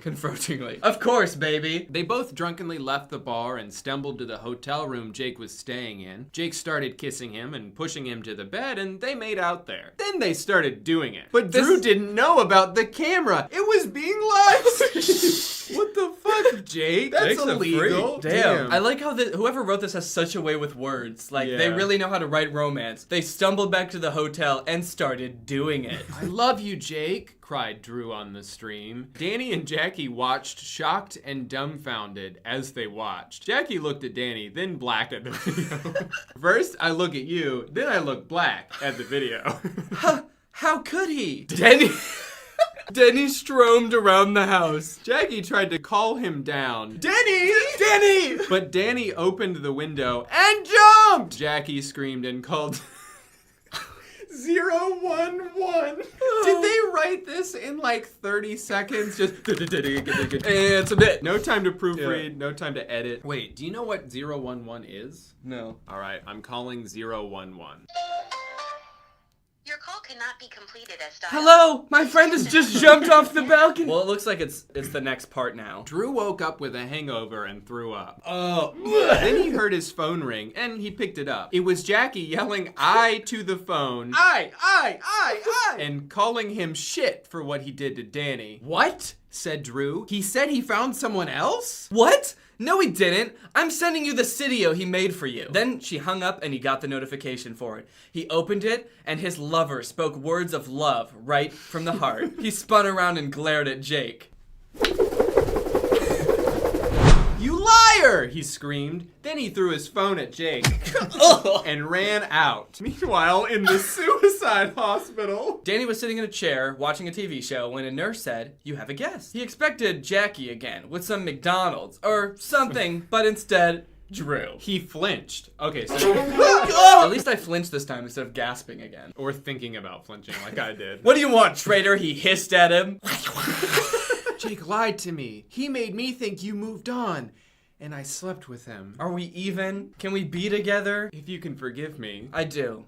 Forgive me? Yes. Then they embraced and kissed. Danny pulled away and knelt down and pulled a box out. Thanks. I was going to do this somewhere better, but will you marry me? Drew cried happy tears and nodded. And they made out again. Let's get you out of here, said Drew. Oh, my bones are still broken. I'm gonna rescue you from the hospital. You like grab me and hold my bones like. Danny got out of bed where his fiance was sleeping and he went to the bathroom. Then he spotted something in the sink that he guessed Drew forgot. He picked it out of the sink and looked. It had 2 lines and was a pregnancy test. He busted out of the bathroom. Drew, he said, and Drew sleepily got up and then gawked at what was in his hand. Wait. Gawked? What is this? Are you? Wait, what the fuck is happening? He looked down ashamed. I'm going to the doctor tomorrow to check. Please, go with me. What is this, like the next day? We had sex for the first time last night. Now I'm pregnant. I woke up in the middle of the night to take a pregnancy test like an hour after we had sex. And it You already had the pregnancy I already had the results and I've already scheduled a doctor's appointment. I'm ashamed but didn't bother to hide the pregnancy test. I put it in the sink. Not even the garbage can. In the... Oh no! I'm conking out. They waited in the office of the doctor's office. The doctor's so important that his office has his own office. Another office. They went in and the doctor came into the checkup room they were in. Are you his husband? Said the doctor. Danny nodded. Well, Mr. Gooden, you are pregnant. And Mr. Gonzalez isn't the father. What? How can they tell? Wait, okay, so it's been 2 days. A pregnancy test can't even tell for like 2 weeks, right? And then you can't even do a paternity test until the kid is born. They both drop their jaws. To be continue. I love that it says to be continue in the middle of the story. Imagine if you were reading a book and every chapter ended to be continued. Every page ended to be continue. White Wedding Part 1. It was a hot July day, and the concert hall was decked in white everywhere. Drew and Danny invited their fans for free. to see their wedding. Normally you charge money to go to a wedding. Yeah. $10 a pop, come on. But since you're our fans, we'll let you come for free. But so many wanted to come that they had to get a concert hall. There was a preacher and a pretty white arch and music playing and food outside. In the room with Drew, he was putting on his white suit and brushing his hair. He got a knock at the door and someone popped in. It was Ethan and Hila Klein. The door didn't open. The popping is like them teleporting into the room. H3! He said, and they went over to hug him. I'm so excited for you, said Hula. Thanks. Ethan, will you walk me down the aisle? Of course, buddy. And he out his arm. And then he looked it. And they walked slowly out. They stood at the start of the red carpet that went to the arch, and Drew laughed, nervous. And Ethan pat his arm.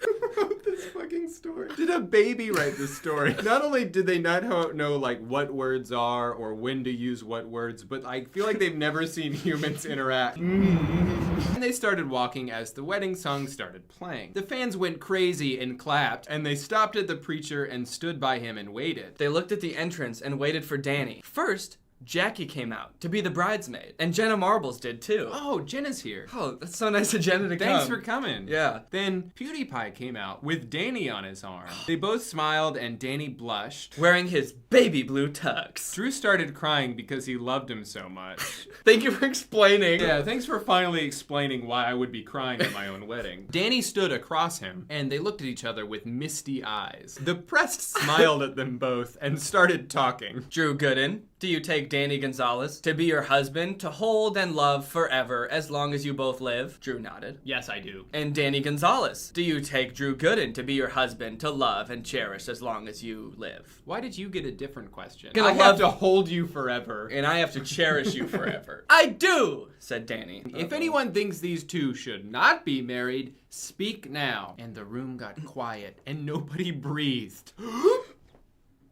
Then someone stood up from the crowd and jumped on stage. It was Logan! Logan Paul? Danny said. Yes! I don't think they should get married. He's carrying my baby! He shouted and the whole room gasped. Oh, wait, yeah. Hold on. I thought I was pregnant. I'm pregnant with Jake's baby. Are you also pregnant with Logan's baby? Did I also have sex with Logan? I guess he must be talking to me, but I don't know why he would know that I'm pregnant. Drew started crying and wished he was somewhere else. I was somewhere else! Then Ethan started going into Logan and push him away from the stage. He takes control of his body and starts pushing himself away. Logan's like, get out of me!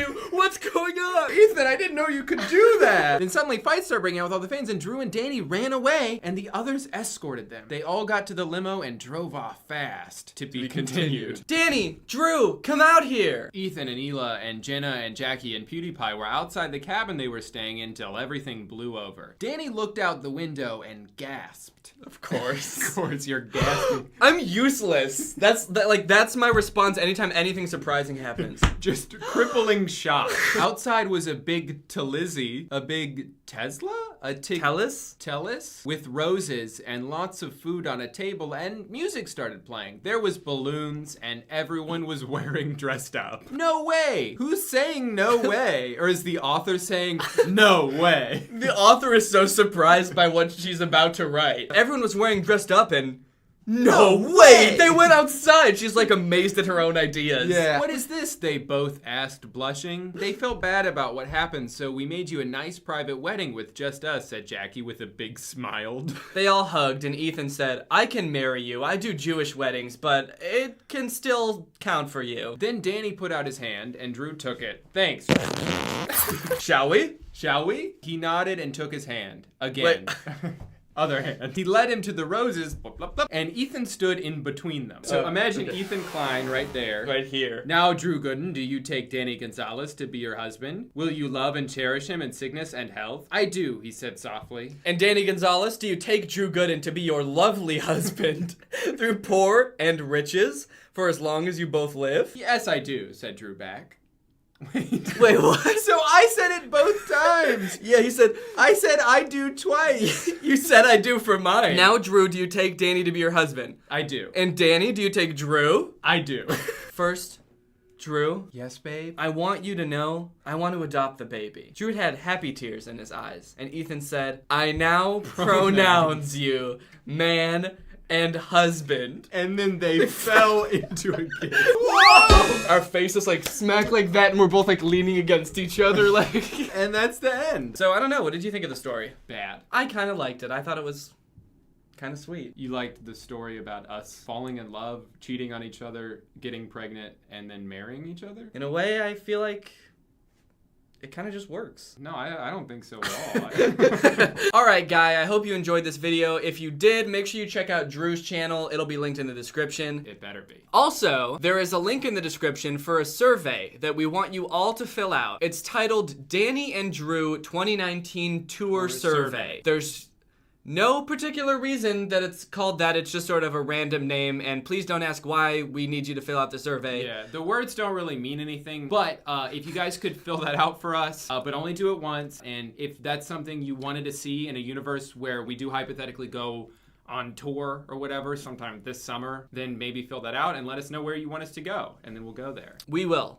We promise. Every single place we can't promise that you put in the survey. That's definitely not true. We will go. We are actually legally obligated by the terms of the survey Please don't to go say that. Don't every do that. single People place. are going to get their hopes up when they tell us to go to the moon. All right.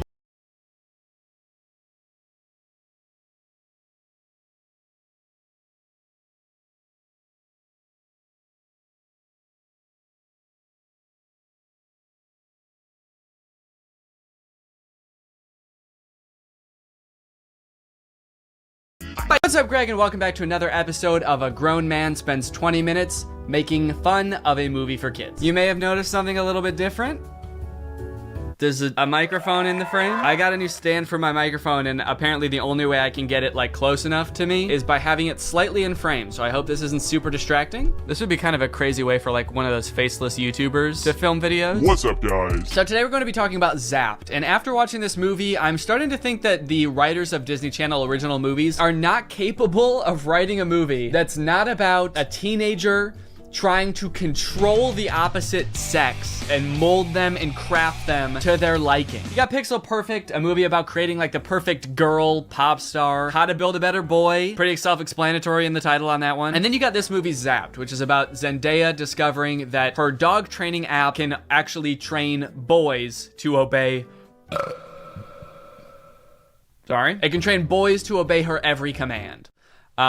It's not actually Zendaya. She's not playing herself. It's Zendaya's playing a character named Zoe. I think that's probably pretty clear, but I just wanted to clear that up. This movie is full of dark magic. I'm convinced of it. There's something deeply sinister going on in this movie. I don't know what it is, but I'm gonna figure it out. Let's go ahead and watch it. The movie starts out with Zendaya's character, Zoe. The most giving person I know. Her speech starts off sweet, but then she immediately just starts like kind of complaining about having to live with 4 new guys because they're stinky. 4 guys, and their mysterious odors that they always blame on the dog. Yeah, she sort of takes the opportunity to complain and just make her mom, I guess, like feel bad for marrying a guy.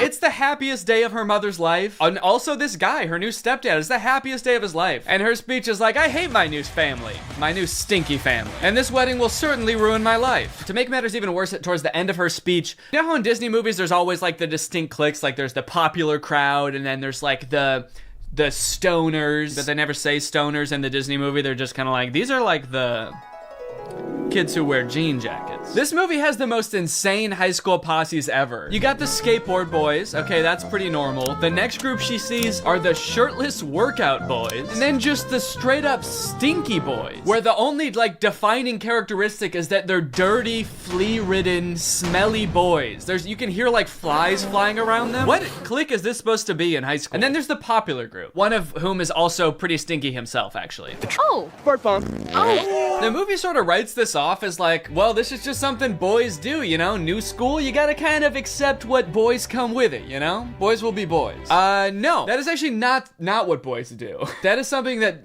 just one very specific boy does. It's me, I'm Trip. And he needs to be stopped. I cannot remember a single moment in high school where a boy walked up to a girl, let alone like the new girl who's already like scared and doesn't know anyone and is like, hey, I'm gonna fart in your face now. Welcome to the school, smell my ass.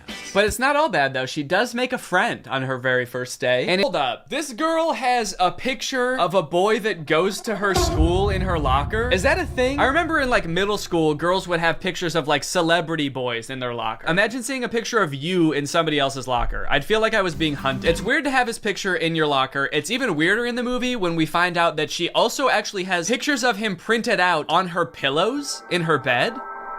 Nope. That's scary. Imagine if they start dating, she's like FaceTiming him in bed, and she like accidentally tilts the camera a little bit to the side, and he just sees his own face next to her. Wait, what was that? Is that me? Of course, Zoe does have a love interest in this movie, and he is introduced early on. It's this guy.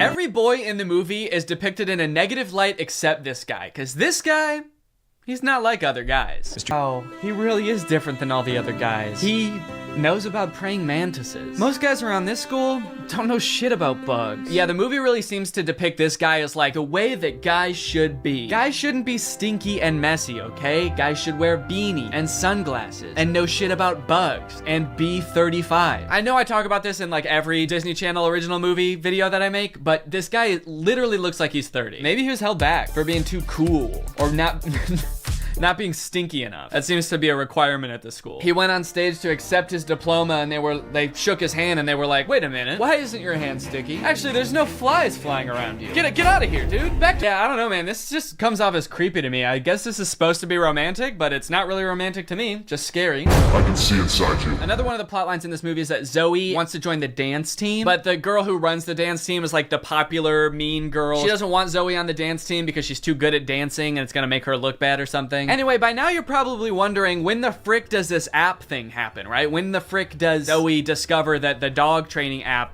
works on boys? Well, at first, it doesn't. Zoe's just trying to train the family dog because it's all just like the rest of the boys in the house. It's stinky. Gross. And it like destroys her room and shit. Breaks this thing that her dad gave to her. She downloads this app called Lands in Dog Food. And from here on out, that app is now able to control boys. Any man or boy this app can control against their will. Sit. And at first, while watching this movie, I didn't even think it was that weird. I didn't even give it a second thought. I was just like, okay, yeah, so something magical happened and now it can control boys. That makes sense. But like, what? What happened to the phone? I don't understand how solar panels and satellite dish changes the app from dog-based to man-based. Like, you'd think at the very least something having to do with like men would happen to the phone. Like the phone lands in like a bucket of buffalo wings or like flies through a football field. I'm just curious to know if that fucked up other apps on the phone or if it's just the dog training app. Now, whenever a boy likes one of my tweets, he goes into a coma for 3 years. And don't even get me started on the weather app, because every time I check that, boys start falling from the sky. Anyway, let's just say now that she's got the ability to control boys, she has a little bit of fun. Boys are acting weird. Dude, he farted twice in midair in such rapid succession. They added in 2 fart sound effects. Kind of impressive. I'm trying to imagine how she's gonna use the app to get herself out of this one. Stop farting. Take it back. Take the fart back. Suck it back up into your ass. Oh, how am I doing this? But no, she just uses the app to utterly humiliate him in front of his friends. Go to nerdy gamer kids and tells them to like go do yoga instead of playing video games. Let's go do some yoga. And her brothers, dude, don't even get me started on what she does to her poor brothers. I'm taking the brothers' side, all right? They did nothing wrong. Her poor brothers were just living their lives until Zoe moved in and tries to fix them. Be clean. Holy moly, it's filthy in here. Her messy brother, she tells to be more clean, which turns him into this like hyper hygienic husk of his former self. I need a sponge and soap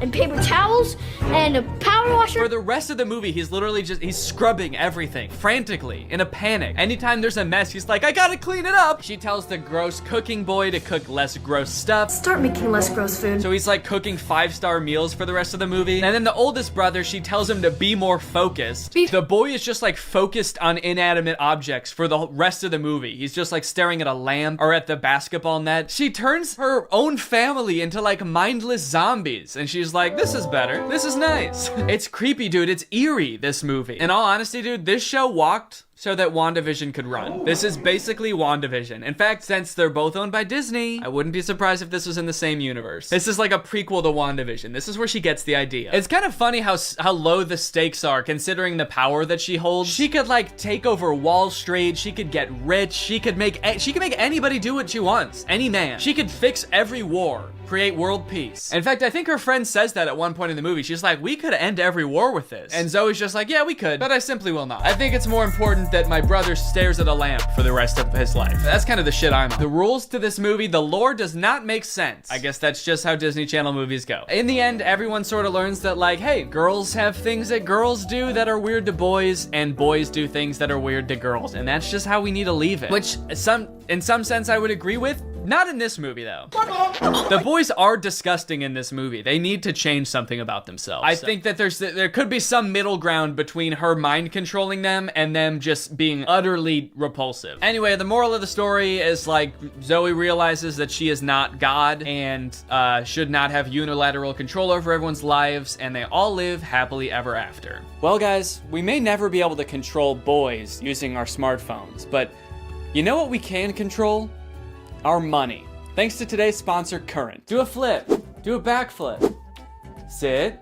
Speak. I love you, Father. Good boy. That's right, guys. Today's video has been sponsored by Current. Current is the future of mobile banking. You guys have heard me talk about how awesome Current is before, how flexible they are, how transparent they are with things like no hidden fees. But today, I've got something new to talk about, and that's interest. Because Current just launched a new feature called Interest where you can earn 4% APY on your money. That's 4% for your money literally just sitting there. That's right, you don't gotta be throwing money at the stock market or buying NFTs and investing in cryptocurrency to get some return on your money. With Current's interest feature, you literally just get 4% for your money just sitting there. And as if that's not already enough reason to start using Current, I am once again going to be giving away $5,000 with Current's help. So go ahead, download Current, make an account, use the code DANNYINTEREST for a chance to win, and so you don't miss out on that 4%. Signing up for Current is totally free to do. You can do it right now. So honestly, there's really no reason not to. All right, well, thank you to Current for sponsoring this video, and thank you to you guys for checking out Current. They've been a long-time sponsor of the channel. They've helped me do some amazing things, so make sure you check them out, and goodbye. Bye. What's up, Greg? How's it going? I have a serious problem. This is a frame from my most recent video about Rebecca Zamolo, and this whole setup is bugging me. Look at all this blank space in the background. It just looks ugly and bad. This part's fine, this part's great. I even quite enjoy these little guys. But in general, the big blank walls are the part I have a problem with. So what, oh fuck, I'm zoomed in still. 1 second. So what I thought I would do today is fix that shit. So we just moved into a house, so I finally have like an office, a whole room dedicated to being an office. I've got a big old desk. I've got sound dampening foam that doesn't fucking work, as you can tell by the echo in here. I've got a great rug, and I've even got a little spot for my dog to sit while I film and edit. It's everything a little boy could ever ask for in an office. But the one problem with having such a large space is that you have to decorate it, and I am very bad at that. The first thing that I thought is like, why not just put some pictures in the background? So one of the ideas for a picture I had was just taking a screenshot from my own video and putting it in the background. So I've got Photoshop here, and I've got this picture of me. And I'm just gonna put it in the background right over there. That way when you see a video of me, there will be a picture in the background so you know what you're watching. Now there's only one problem with this, and that's that I want this to look exactly the same as the background that it's going to look like, which would mean that there would be a picture right here of this picture. So in Photoshop, I just added that into the background, and now I'm gonna print it. Do the people at Walgreens look at the pictures when they print them out? Because I just sort of realized that like the picture that I'm printing out is a picture of me sitting at a desk with the same picture of me in the background, and I'm just wondering if whoever is printing that out is going to see it and then see me, the guy from the picture, come and pick it up. I'm just, I guess, wondering how embarrassing this is about to be when I go and get this picture. Oh shit. Okay, another quick question. How the fuck do people vlog in their cars? Alright guys, I've got good news and I've got bad news. The good news is I got my poster. The bad news is I went into Walgreens and the poster was still printing. I could see it printing out. And then while I was standing there, I saw the woman behind the counter just take the poster look at it, look at me, and then she sort of sighed and rolled it up, and then she handed it to me. And to make it even worse, she's not the only one who saw it. She rolled it up into this little thing, and then I had to go to a different woman to check out. And the barcode for it is right here, and you could just see my creepy little eyes staring at you through the thing while you scan the barcode. And now looking at this, I'm realizing how dumb this is. This was a very dumb thing to do. Yeah, there she is. Just like I planned. Wow, this looks so bad. I can't believe I'm gonna hang this up in my room.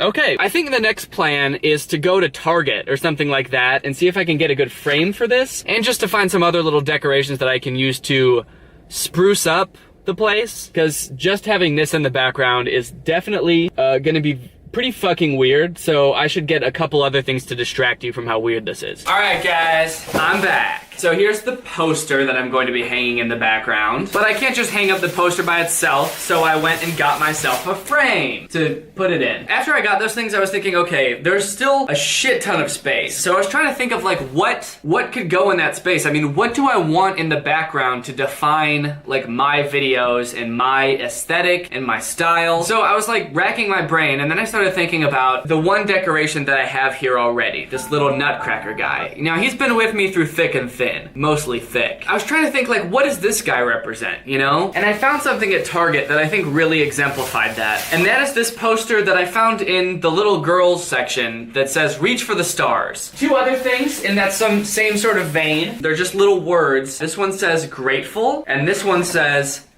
thanks. So I think I'm just gonna hang these up on the wall just to sort of say like, thanks for watching. I'm very grateful. And then the last thing that I got, which is really the icing on the cake, are a few letters. G, R, E, and G. When I was checking out, the woman who was checking me out, she like ringed all these up, and then she just stares at them and she goes, Greg? And I was like, yeah. She was like, oh, is that you? And I was like, no. Well, kind of, but no, it's not my name. I think that I'm gonna paint these because they're sort of the exact same color as the wall, so I don't think they're gonna stick out well enough. I bought some paint and some brushes. I think the first thing I'm gonna do is paint these, and then I'll hang everything up, and we'll see how it looks. Okay, quick update. I painted the Greg letters, and they sorta look like shit. It looks a lot better though. I think that these will look good on the wall. Oh yeah. Well, actually, now that I'm holding it here, I don't really know. Doesn't really look that great at all, but we'll see. Okay, the letters are looking a lot better, I would say. I added a second coat to them. Are they looking perfect? No. But will they look okay, kind of far away in the background, like sorta out of focus?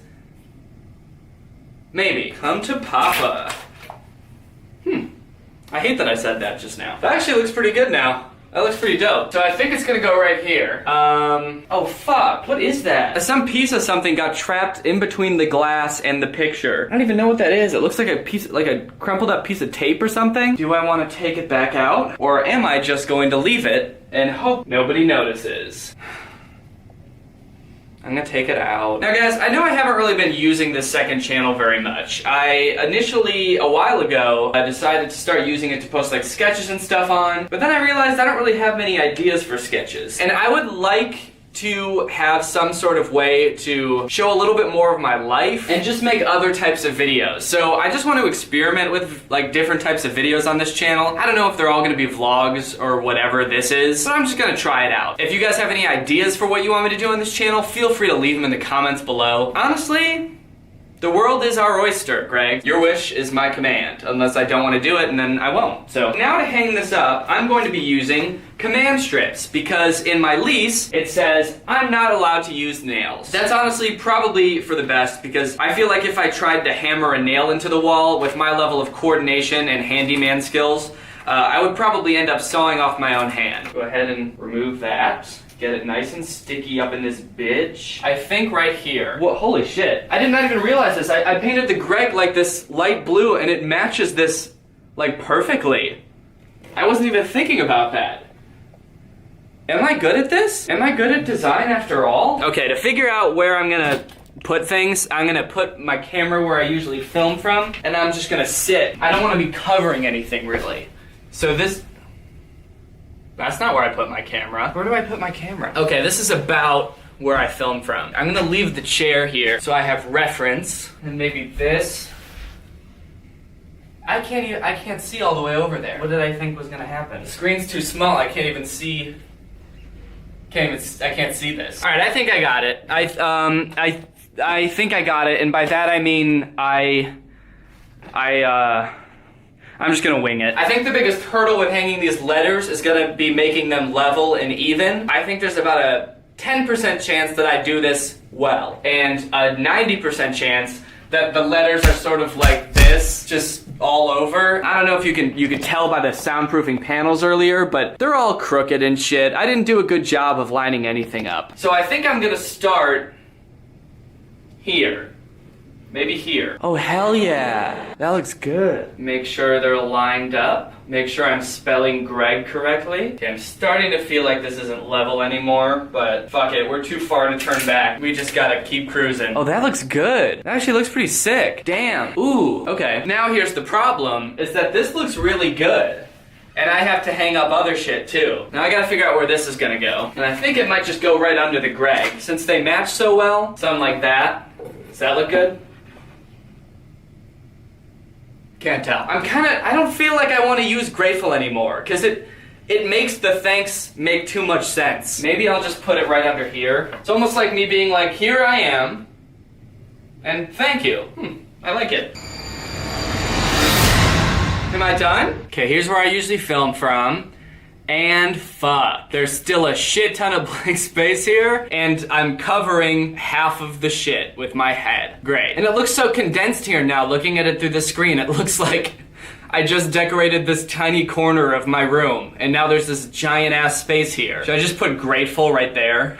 All right. Oh yeah, there we go. Look it, my head fits perfectly in the middle of the decorations. This is great. I think this looks awesome. I guess everything sort of turned out okay. Granted, the color scheme on this side does sort of make it look like I'm recording these videos in a nursery or like a little boy's bedroom, but maybe I am. You don't know. Well, I think there's only one thing left to do now, and that's get everybody's opinion on it. All right, Pina, what do you think of the new decorations? What do you think? Oh, what are you doing?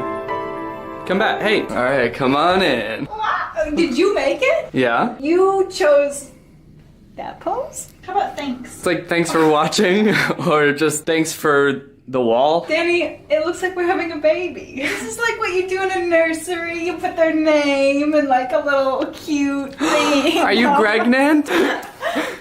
Well, your nursery looks really nice. All right.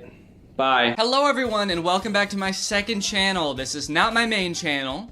If you thought it was, get your sorry little butt out of here, because this is my second channel, and here we don't do things like we do it on the main channel. We're not so serious and scripted on this channel, okay? We like to get goofy and wacky and silly, and we also like to drink LaCroix. So that's why I've got one here, and I've been biting my nails a lot recently, so I'm having some trouble opening this. Today we got a nice hibiscus LaCroix. Hi, hibiscus.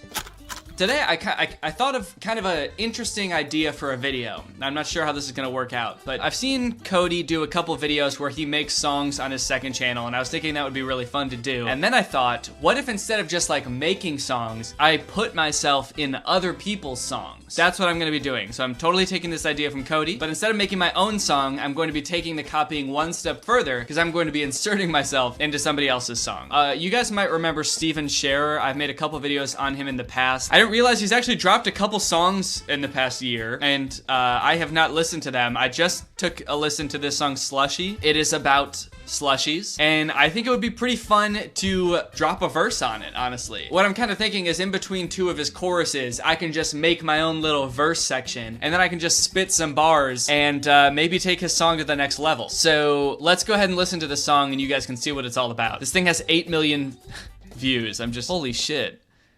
8 million? I guess he's got 8 million subscribers, but damn, he's really out here. All right, let's listen to Slushy. Down for a good time, who's with me? Tired of the inside, so let's be lit in the sunshine. Go crazy, we can keep it cool with a slushy. Got slip and slides and top down rides and barbecuing every night for picnic vibes. All right, so you get the picture. Barbecuing every night for picnic vibes. They're keeping it cool with the slushy. It's about like a hot summer's day. He's got slushy machines all over the background of this video. He's got girls dancing. He's got his friend in the pool here. Everybody's got beach balls. We're just vibing out and we're keeping it cool with a slushy. It's kind of weird that nobody is holding a slushy in this entire video. Everybody's holding beach balls and the slushy machines are just kind of in the background. Oh, she's got one. This girl's got one in the background. She's got one of those long cups that are usually for like alcoholic slushies. She's just vibing back there with one of those slushies that you get in Vegas that's like full of rum. We're keeping it cool with a slushy back here, bitch. We can keep it cool with a slushy.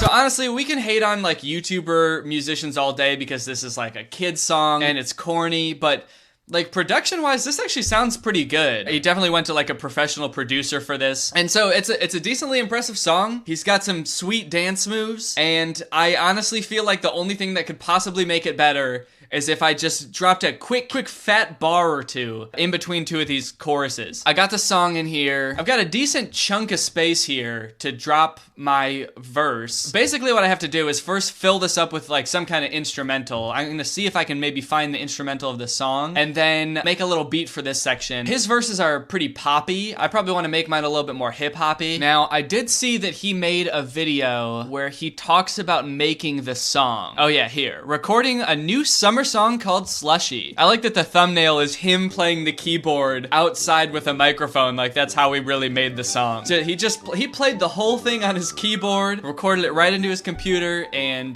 sang at the same time. And that's how he made the song. And he definitely didn't go to a professional producer to do this. And then you click on the video and he's in a studio with a professional producer. But maybe they'll play part of the instrumental in this video and then I can just slap it onto the song. Here we go.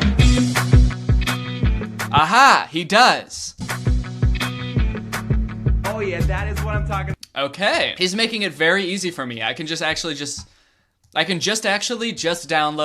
the instrumental and then put it in the background. And then maybe spice it up a little bit. And then I can spit a fatty on this. Spit a fatty verse. Okay, so I just downloaded the audio for the entire video, so now I gotta actually find, oh my god. Yeah, maybe I should have figured out a better way to do this. I just downloaded the entire audio for this video. Of how this song Slushy actually sounds. Let's get going. Oh, what was that sound? Let's get going.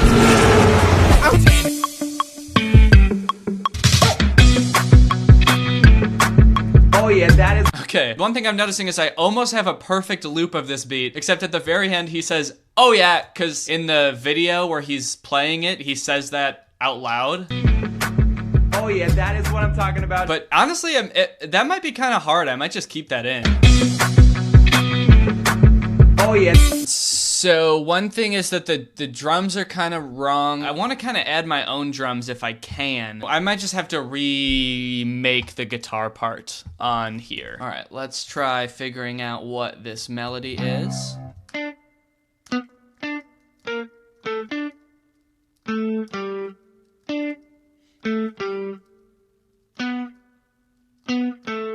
Aha! Well, that was pretty easy. Sweet. Well, Steven Scherer, guess what? I figured out how you made your song in like 3 seconds. Hire me to make your next song. I'm about to make this shit fire, dude. Okay, I'm gonna try to play this and record it in. I don't have very good rhythm, especially with a Bluetooth keyboard, because there's some lag. Oh, fuck. Try again. Alright. Kind of feeling like a big shot producer now that I got this guitar loop here. Oh yeah. Should I keep the oh yeah in and just cut everything else out? Or just the oh yeah? Oh yeah. Oh yeah. Yeah, I'm gonna leave the oh yeah in. Alright, I'm gonna add in a drum kit here. And now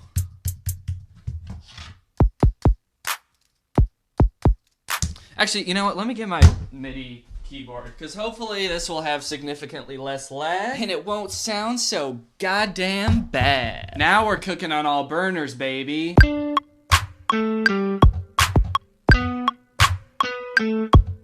Alright, well, that might be good. Bitch, I got slushies in my ass, I got slushies in my mouth, I got slushies on my... I got ice on my wrist, I got lots of stuff that you want. I was just trying to visualize how it would sound when I'm spitting on it. My life is a movie, I got slushies and smoothies.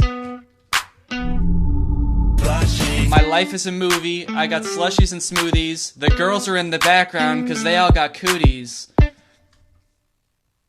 Could work. I do feel like it's just a little bit lame sounding right now. We can add in some hi-hats here. Yeah, let's do that. And let's just duplicate that to make the most generic sounding hi-hat pattern known to man.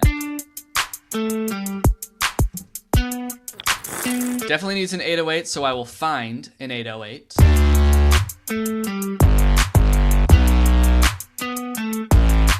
Okay, I mean, that kind of works. I think that 808 might be a little bit much. Can we find one that's just like a little bit nicer and not so disrespectful? Hey,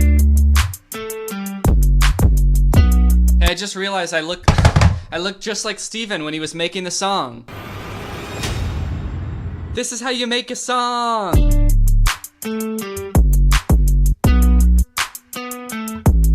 Drum pattern, the hi-hats could use a little more flavor, so I might add a little bit of like, whoa. I might add a little bit of, ho! I don't know about that. Like, some of that.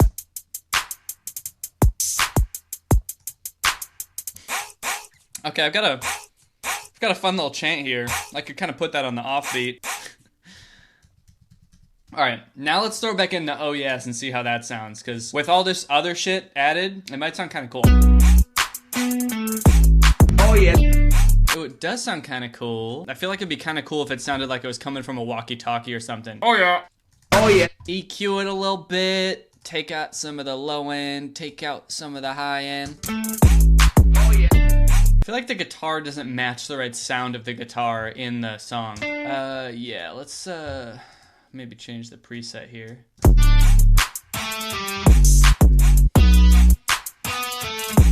Ooh, that's kind of cool actually. It's a little bit more aggressive. Sounds a little bit more rock and roll. I feel like it's got to kind of evolve as the verse goes on. So maybe in the second half of the verse, I can throw in some more like chord guitars, whatever that would be called. Guitars playing chords instead of single notes. Let me see if I can get that poppin'.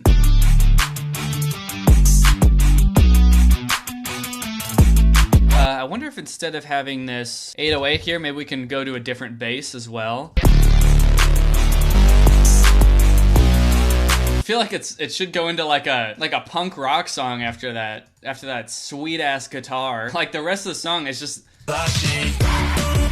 that just doesn't sound right after we take it this route. But you know what? I'm fine with it. If the rest of the song suffers so that my verse can shine, fuck it. We're doing it. Maybe some little. All right, honestly, that's sounding pretty damn good. So I think I'm gonna move on to coming up with the verse now. We'll see what I can come up with. I'm gonna throw some auto-tune on here. Before we start formulating our own lyrics, let's go into his verses and find out what he's talking about in his verses. That might help a great deal. Yeah, the weekend's here, and the beach is near. Let's talk about the weekend, how the beach is near, even though there's no beach to be found in this music video. They're next to a pool. Kicking in the backyard, we'll be young forever. Summer is on my mind. Man, he was manhandling that smoothie machine. Did you see how he like cranked it down and then threw it back up? He really wants us to know that he owns these smoothie machines. Back! Back, I say, smoothie machine! I'm done with you! With a slushy, tan and relaxing, we got the Malibu magic insane. Malibu magic? Is he talking about the place Malibu or like the drink Malibu? Maybe he's really spiking these slushies. Popsicles popping, we dropping bop after bop, yeah, we bopping harder than hard, yeah, we break the clock. Bop after bop, yeah, we bopping harder than hard. Those are some fun lyrics. So I'm thinking we can talk about what's in the smoothie. We can talk about where we're drinking the smoothie, who we're drinking.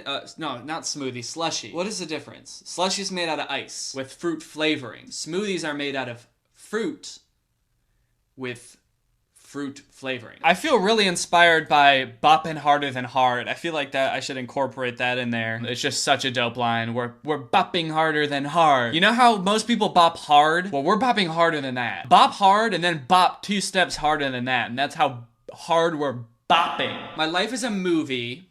I'm drinking slushies and smoothies. I got a slushy jacuzzi. A slushy jacuzzi? That would just be a tub full of ice. Oh, iced out. I'm iced out like a what rhymes with slushy though? Does anything rhyme with slushy? I'm iced out like a slushy. All the ladies want a touchy. My life is like a movie every night. My wrist is like a smoothie with the ice. That's pretty good. You know what else we could talk about is pond monsters, because this is the dude from the pond monster videos. If you're a pond monster, it's on sight. If you're a pond monster, it's on sight. We're about to fucking fight. I got a knife. If you're about to fight, I got a knife. This just gets so violent. I'm bopping hard, bitch. I'm talking harder than hard. I bought some slushy machines. I put that shit in my yard. I'm bopping hard, bitch. I'm talking harder than hard. I bought some slushy machines. I put that shit in my yard. Got a bunch of different flavors. Like lean and Bacardi.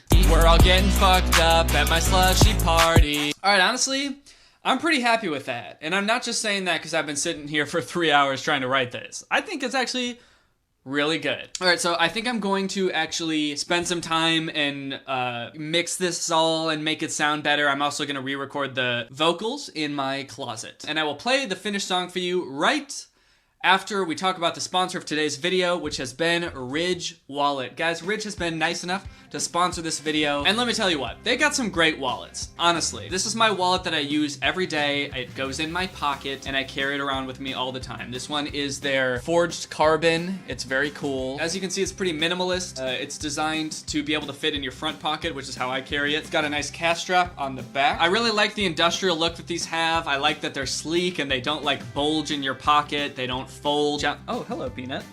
I think Peanut wants to come do the ad read with me. Come on up. Okay. Most wallets that people have were designed in the 90s. They're those like big, bulky leather wallets that fold like 3 times and they hold every card and receipt and bill that you've ever owned. But these wallets are far superior. They have changed my pocket game forever. These bad boys hold up to 12 cards plus cash. They come in 30 different colors, including carbon fiber and burnt titanium. They've got 30,000 5-star reviews. These bad boys are built well, they're durable, they're meant to last. And every wallet comes with a lifetime guarantee, which means if you buy one of these, you could have it for your entire life. You could never have to buy another wallet again. Doesn't that sound nice? And the Ridge team is actually so confident that you're gonna like it, in fact, that they will let you test drive one for 45 days, and you can send it back for a full refund if you don't love it. So get 10% off today with free worldwide shipping and returns by going to ridge.com/DannyG. That's ridge.com/DannyG and using my code Danny G. Thank you to Ridge Wallet for sponsoring this video, and thank you to you guys for checking out Ridge Wallet. I definitely recommend these bad boys. They're tough, they're sleek, they're durable, they're everything you want in a wallet. So, thanks. Alright, cool. Well, without further ado, here is the finished song and the end of the video. Thanks for watching. Bye. We can keep it cool with the my life is like a movie every night. My wrist is like a smoothie with the ice. If you're a pond monster, it's on sight. Bitch, we're gonna fight. Yeah, I brought a knife. We're bopping hard, bitch. I'm talking harder than hard. I bought some slushy machines and put that shit in my yard. Got a bunch of different flavors from lean to Bacardi. We're all getting fucked up at my slushy party. Down for a good time. Who's with me? Tired of the inside. Hello everyone, welcome back to my second channel. Today I'm joined by Laura. I didn't know if you were gonna say it. I was waiting for you to say it so we could both say it together. Sure. And we got Peanut. We used to do a series where we would react to my fans' YouTube videos that they would send me. I think the last one we did was like 2 years ago. It's been a while because we forgot. But I thought it would be fun if we did that again, especially on the second channel where things don't have to be as, you know, structured and we can get a little bit wackier. and a little bit sillier. So I asked people to submit videos. This was weeks ago because in the fashion of these videos, I forgot again. So this was on March 18th that I tweeted this, but I tweeted that I'm gonna do another one of these videos, and there were 1,200 responses. It's too many responses. Yeah, that's a lot of tweets to go through, but we're gonna go through all of them and we're gonna watch all of the videos. So let's get started. Also, this video is sponsored by Audible, so check them out. All right, before we get started with watching the videos, I have a present. Okay. Oh, LaCroix. LaCroix! This is my second channel where I like to get a little bit wacky and drink LaCroix. Oh yeah. Are you gonna cheers? Oh yeah, cheers. Clink. Today we've got a nice lemon LaCroix. Okay, this person says, me and my bro killed this one. Okay, it's called Minor Inconveniences. It's from 2018, and it's got 269 views. Nice.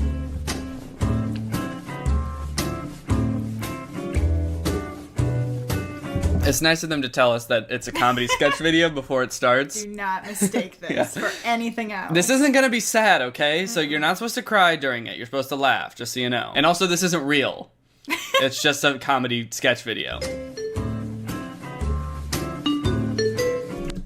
Just checking how long it is. Okay. What are you already bored? I just want to know what I'm signing up for, you know?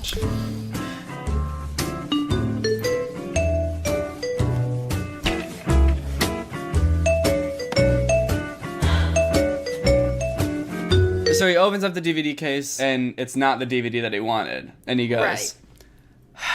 I'm on the edge of my seat. So I really like his sigh, because it does, like, the whole premise is like every time something inconvenient happens, it's just this sigh. But like, it's not the type of sigh that you would even use in that situation. Like, I don't know what kind of sigh that is. It's not like or like it's just like it's like, oh yeah. Every sip of LaCroix is a minor inconvenience. Taste it. Catch. Oh. Alright, well, I think that's the general premise of the idea. I don't know if much else happens. Let's go to the end. Oh! Oh! Look at him. He's happy! Yeah, he's smiling. Oh! Oh, yeah. Uh-oh. Oh god, he's the nut! And there. I just like how he started to smile and get up at the end of the shot. Like, he was like, okay, I'm done laying on the ground now. Good. We gotta go. We used to rate the videos, right? Should we rate this one? A 7. Yeah, I'd give it a 7. The sigh is really what was throwing me off. I like the premise where it's escalating, but there's something weird about the sigh. It was something too, like, pleasurable about the sigh. Yeah, so work on that. Make your sigh less pleasurable and then submit again. This is a video called My Grandfather's Recipe. I'm just looking at the thumbnail, he just looks like he's screaming with his hand in a pot of boiling water. Oh no, we may have spoiled the joke before we even watched the video. Oh. What's up, guys? Today I'm going to show you a little recipe that my father taught me and his father taught him before him. Super simple, not a whole lot of ingredients, maybe 10 minutes. First thing you want to do is go ahead and peel these potatoes. So you're going to grab your... Peeler. No, peeler underneath your hand. It's right there. I said what? All right, D'Anthony, you know when my No, stop. You know my name's not D'Anthony. I know you do it, okay? You don't like So far, I'm in. First of all, it's 1 minute and 12 seconds, which is the perfect amount of time for a sketch. Love that. Scientifically proven. 72 seconds, optimal. I think what we're finding is that you might have a pretty short attention span, because we got like 30 seconds into the last video, and you were like, how long is this? Too many tink-tonks. Please put them in the boiling water. If you don't have a spoon, that's okay. The good Lord provided us with his own. Take a handful of these. You don't want to go, fish those babies out. You don't So quick. have a spoon, that's okay. The good Lord provided us with our very own. So now that we've got our potatoes out, that gives us the perfect stock for our potatoes. This reminds me of like old YouTube sketches. Like, this is quality old goodness. Yeah, it reminds me of something I make with my boys back in high school. The one thing that confuses me about this video is, what was the recipe? He just took potatoes and put them in boiling water and then took them out, and that was the whole recipe? hang on. Was your grandfather some kind of idiot or something? You know what I do like about this video, though? Yeah, tell me. He's got one of those soda stream things in the background. If you guys don't know what these are, this is basically a cool way to make homemade LaCroix. You basically get a little canister of CO2, and then you can pump it into water to carbonate the water, and you can buy little flavors. What happened down there? I was just kicking my legs and the dog was there. Well, I was just kicking the dog. This recipe, I guess it makes sense that he got it from his grandfather. This definitely seems like a Depression-era recipe. Put potato in water. Now it's wet potato. That one is a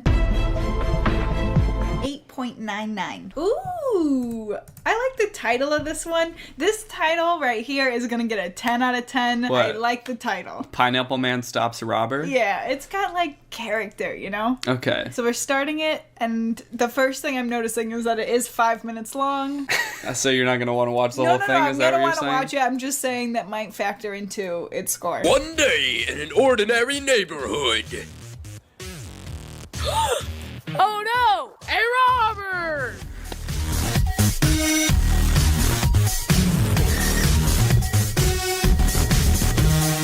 Why is the robber wearing a cape? I don't know. He's a super robber. Yeah, he do be kind of sneaking though. Like, sneaking so hard. look at him sneak.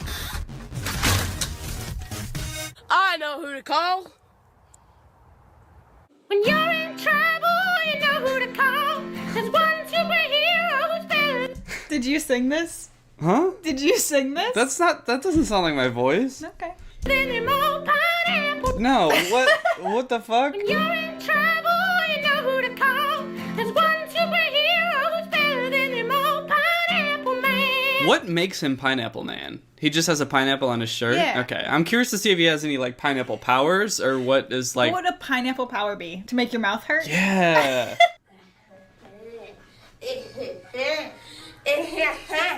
Look at all this now. What? Robber's being a little bit less sneaky. Yeah, he's just yelling. That's not what robbers do. How many robbers do you know? Like, that's not what robbers do. And it's all mine. Pineapple Man. What was that? What's what he does when he says Pineapple Man? Pineapple Man. It's just Pineapple Man.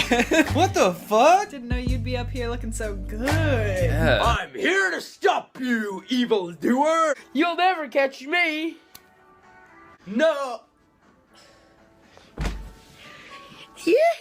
Wait, did he kill him? I don't know. But also the rubber band like went Just- straight to the ground. It Yeah. did not boing. There it You goes. hate to see that. Wow, breaking the fourth wall there. Looking at the camera. Yahoo! Next day.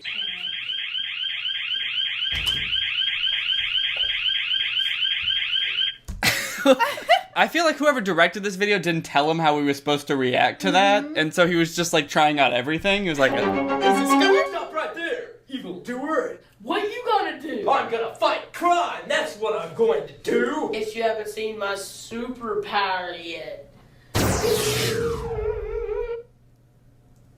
So far the robber is the only one with a superpower, and Pineapple Man just climbs through windows and gets knocked out by rubber bands. Uh-oh. And look, now he's dead. That is not good news. What an underwhelming superhero. Yeah. The end.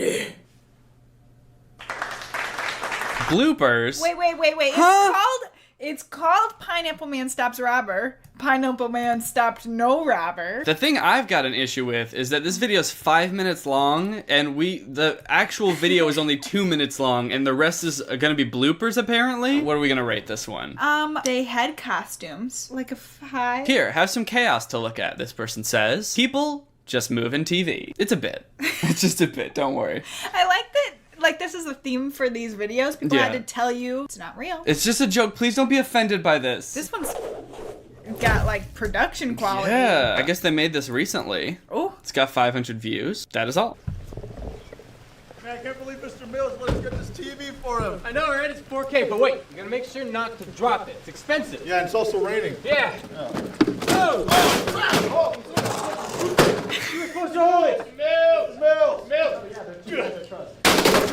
Yeah, just fix it. I'm gonna have to Leave it on the ground. Let's find the way to play. Oh my God! Commitment! Yeah, that was pretty good. That was a good hit. They really thwacked him. Oh, look at that reaction, too. Oh, he knows he's about to get hit. Look at that. He's leaning into it. He's like, you see come that? at me. Wow, look at it. It looks like glass shattering, but I think that's like water. When I first saw that, I thought it was like snot. Just Oh, jeez. coming out. How much snot did you think he had? It's rainy. I don't know. I like that the dog is also committing equally. He's like, yo, guys. Yeah, I like this because I know that if we ever tried to film something like this, Peanut would do that also. She'd be Yes. like, no, stop, play with me instead.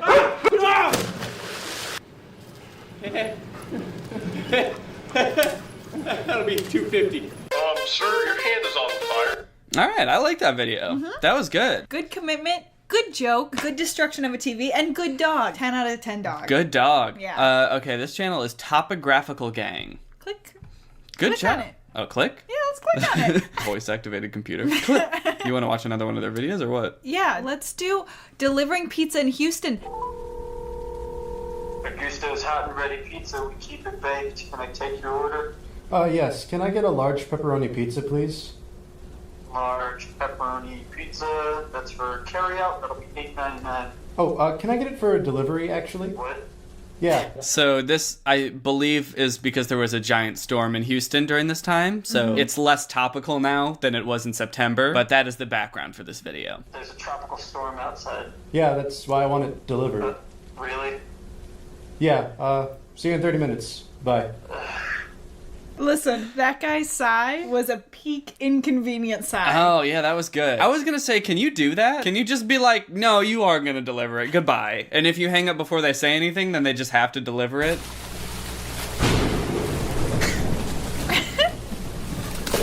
Oh, listen, they commit. Yeah. They commit. He doesn't know what's in that water, and he just whoop right down. Yeah, there could be anything in that water. You're 30 minutes late. Why is it wet? That's disgusting. I'm not paying for that. Aww. Oh, that's it. That was kind of a sad ending. I'm glad that we knew the first one was a bit. This one doesn't say it's a bit. Maybe it's not a bit. Yeah, was that real? Uh-oh. Or were you guys just being silly? Are you 'Cause goofing? this is my second channel where we like to get silly and wacky, so if that wasn't silly, you guys have to tell us so I don't put it in the video. Okay, this next video is called One Subscriber Special. Aww. So she got a subscriber for some reason, and this is for you, my guy. One subscriber special.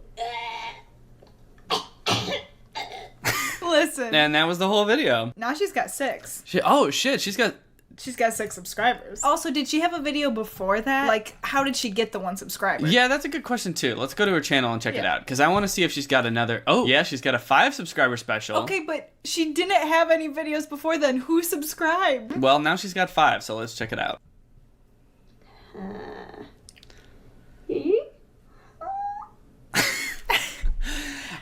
I like this new genre of content that's just subscriber specials. That could be like a whole new type of YouTube channel. Like I do commentary, some people do vlogs, some people can just do subscriber specials. Each time you gain more subscribers, you have to do like a weirder, more guttural sound, where when you hit like 1 million, you're eventually just like throwing up on camera. Can we get her to 10 subscribers to see what she does next? I'm curious. Like, is she gonna go more the squeal route or more the choky route? Or switch it up entirely? Yeah. Okay, this one's called Give Me the Ball, Papa. Did you make this?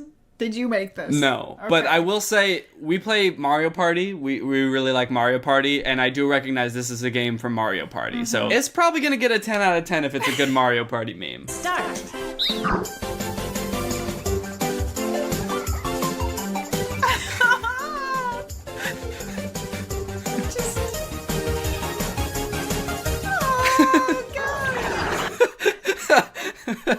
Damn, he got balled on by Papa. Oh, I feel like Papa. whoever sent us this didn't make this video. This video has 3 million views. Yeah. And their name is Jimmy, and the person who sent me this, his name is Val. Val, the video gets a 10 out of 10, but I think you get a 0 out of 10, because I think you cheated.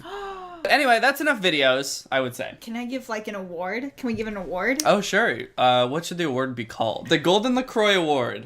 And that's gonna go to, I already forgot their name. The ones with the TVs and they're dropping it and they're burning it. Oh, yeah. And I like short, sweet, concise, nice videos. Yeah, that was fun. Okay, so we'll probably do this again sometime. What I'm thinking, because the Twitter thread was really hard to sort through, is that I'm gonna make a thread on my subreddit, which is just r/Danny Gonzalez. You can submit things on there. It's just really hard on Twitter because for some reason it doesn't even let me see all the replies. I can only see like the first 100. Hopefully this way it'll be easier to sort through them. And with that being said, it's time to talk about our sponsor, Audible. I'm sure a lot of you already have a pretty good idea of what Audible is. They're a great service. They're the leading provider of spoken word entertainment and audiobooks in the world. They've got titles no matter what your interests are. They've got celebrity memoirs, they've got news, they've got business, they've got fiction and nonfiction, whatever you like. But what you might not know is what Audible's doing to help us as we're all stuck at home during this time and going forward as we start to experience what a lot of people have been calling the new normal. For example, stories.audible.com. Since schools are closed right now and a lot of kids aren't getting that valuable story time that they need, Audible's come up with a really cool solution. They've got hundreds of titles on there, most of them are suitable for the whole family, and it's completely free, no strings attached. It honestly seems like a really good tool for parents to be using right now, so I would highly recommend you checking that out. On top of that, Audible has their great selection of Audible Originals, which is a ton of audio entertainment that's created specifically for Audible, and usually Audible members get access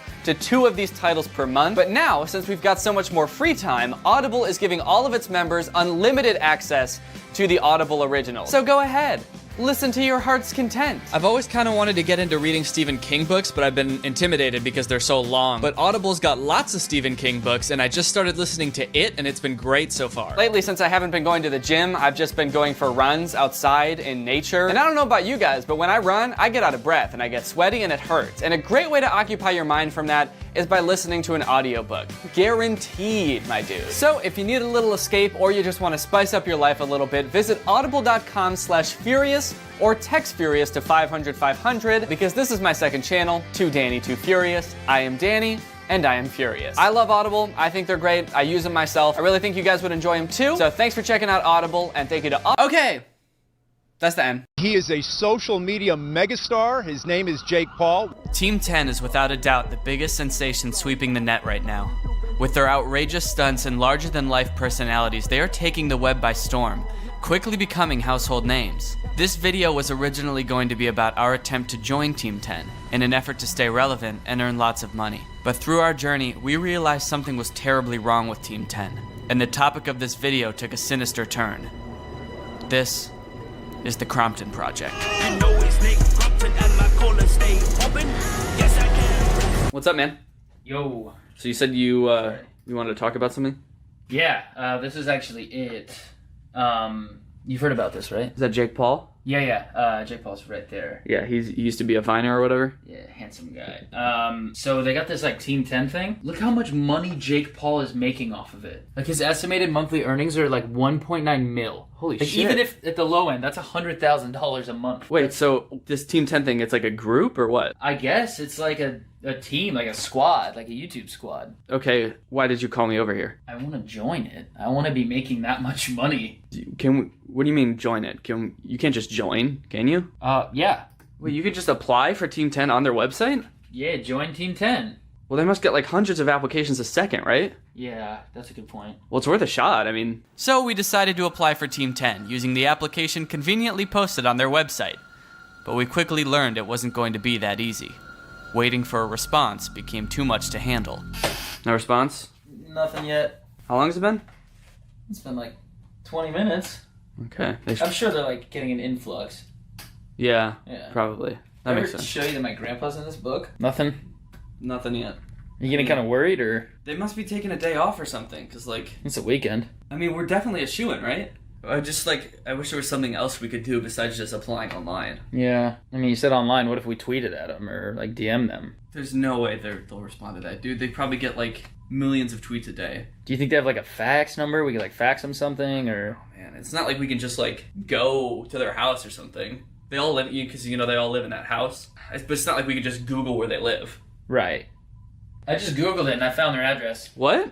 Yeah, no, I just Googled Team 10 house and it took me right to the house. It's in West Hollywood. It's super close. Wait, they just put their address online? Yeah. That's right. Despite multiple members of Team 10 expressing that they don't want people coming to their house, They have their house listed on Google as the Team 10 house. Yeah, that's totally it from the videos. That's the one. Wait, so we can just go there? Dude, we can just go right up and just ask to be in Team 10. Do you really want to do that? There's no way that they can deny us if we're already No, there. if we're there, like, and we're like professional about it, and we're just like, let us in, like, we want this, they're gonna let us in. We could probably just pack now and bring our stuff so we can move into the house right away. That's smart, because then we'll be like...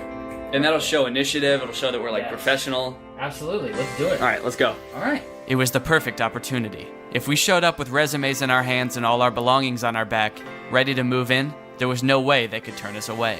So we got in the car and booked it to the Team 10 house. Alright, so we're parked a little bit down the street from where the Team 10 house is. Our new house. Our new house, that's right. So I'm kind of freaking out right now. It's like we're going to be in Team 10 in just probably a few minutes, which is crazy. Blowing my freaking mind. So basically we just drove by to park, and it seemed like there were just a ton of kids outside, so they probably also want to be in Team 10, but I feel like I was scoping it out a little bit, if I'm being honest, and it seemed like we definitely meet the criteria.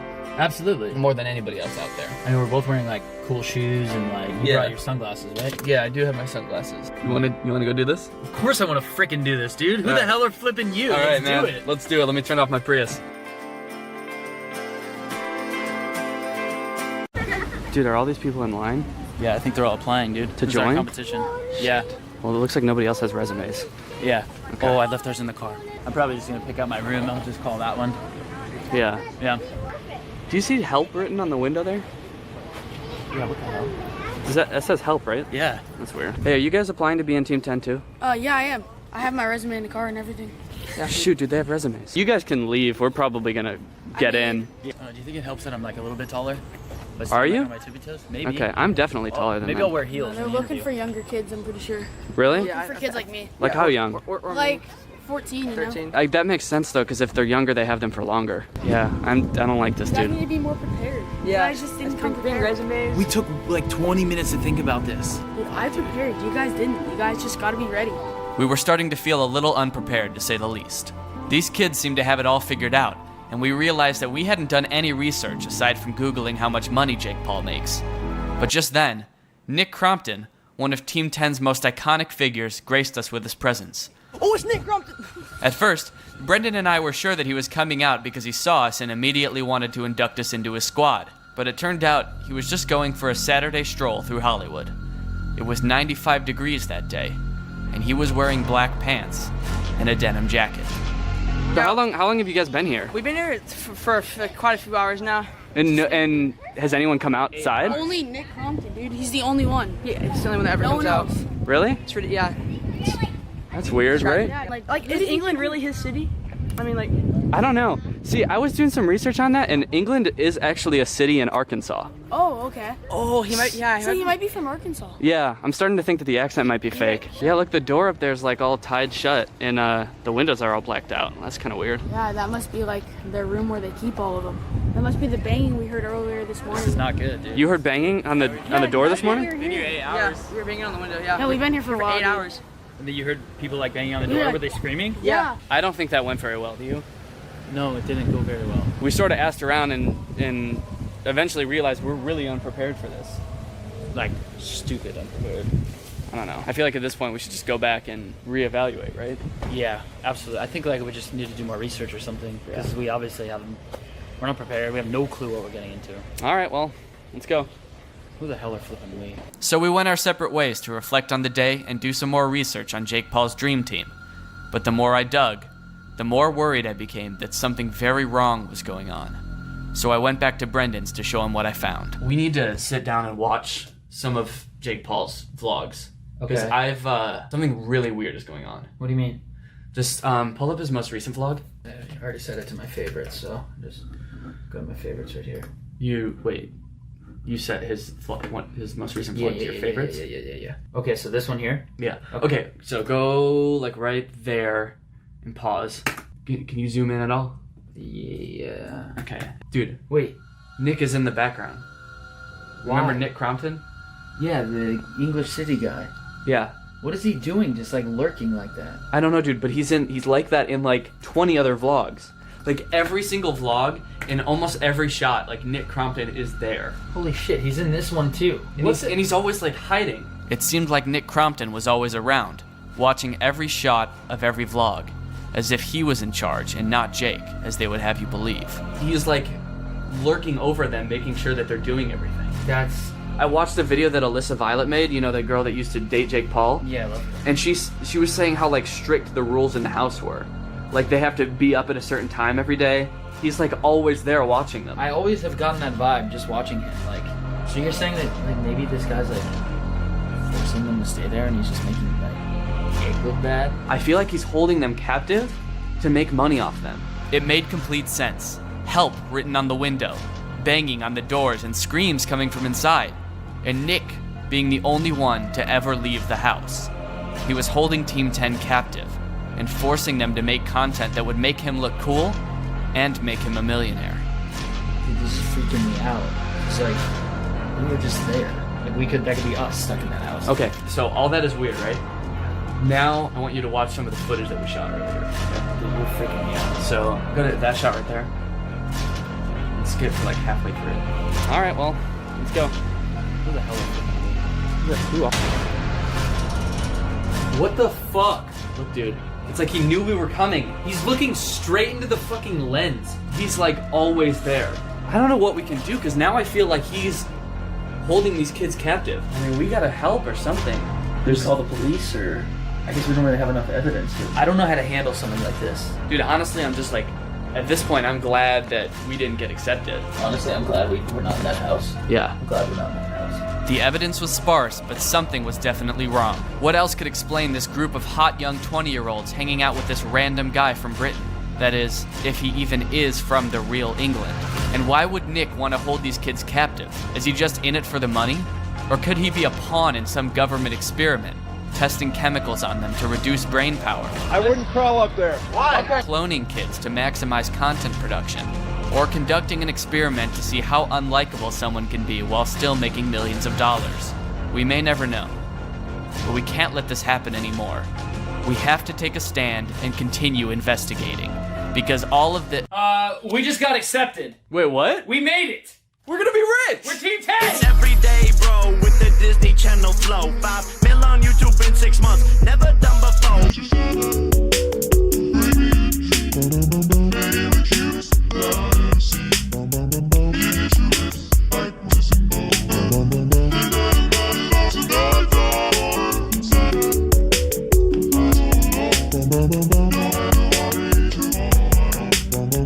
Imagine for a second you're in an Uber, maybe on your way to a concert or a friend's house. You finally get to your destination and reach for the handle to get out of the car, and instead of letting you out, your Uber driver locks the door and just keeps on driving around. He says, you know what? No, I've got places I want to go, and you're coming with. I think we can all agree that that would be kidnapping, right?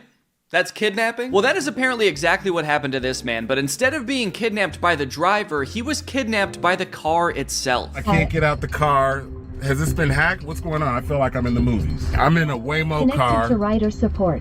This call may be recorded for quality assurance. This car is just going in circles. Driverless car, going around in circles. I guess he's trying to call customer support, and he feels like he's in the movie. Feel like I'm in the movie. I don't know exactly what genre of movie he's referring to. I don't know the genre of movie where guy gets stuck in car driving around in circles in a parking lot. I also feel like that phrase is usually only used when something really cool and incredible is happening. Like, holy shit, I feel like I'm in the movies right now. Last night was a movie, you know? This is the movie. Last night was a hellish film. My driverless car just locked me in a parking lot for 3 hours. I almost died of a heat stroke. Sure. This car is just going in circles. Hi there, Mike. This is Gab. I'm calling from Waymo Support. I'm just calling because I received a notification that your car might be experiencing some routing issue. Yeah, what would make you think that exactly? What would make you think his car is experiencing some issue? Is it the fact that he's sitting in the backseat yelling, and also you are customer support and he reached out to you? See, that's gotta be a bad job, doing customer support for driverless vehicles. That's got to be dealing with people at their absolute lowest. Like 99% of those calls have got to be like, hey, your car is kidnapping me. I'm literally trapped inside a vehicle traveling 90 miles per hour down the highway. Am I gonna die? If you have your app pulled up, I need you to tap My Trip in the lower left corner of your app.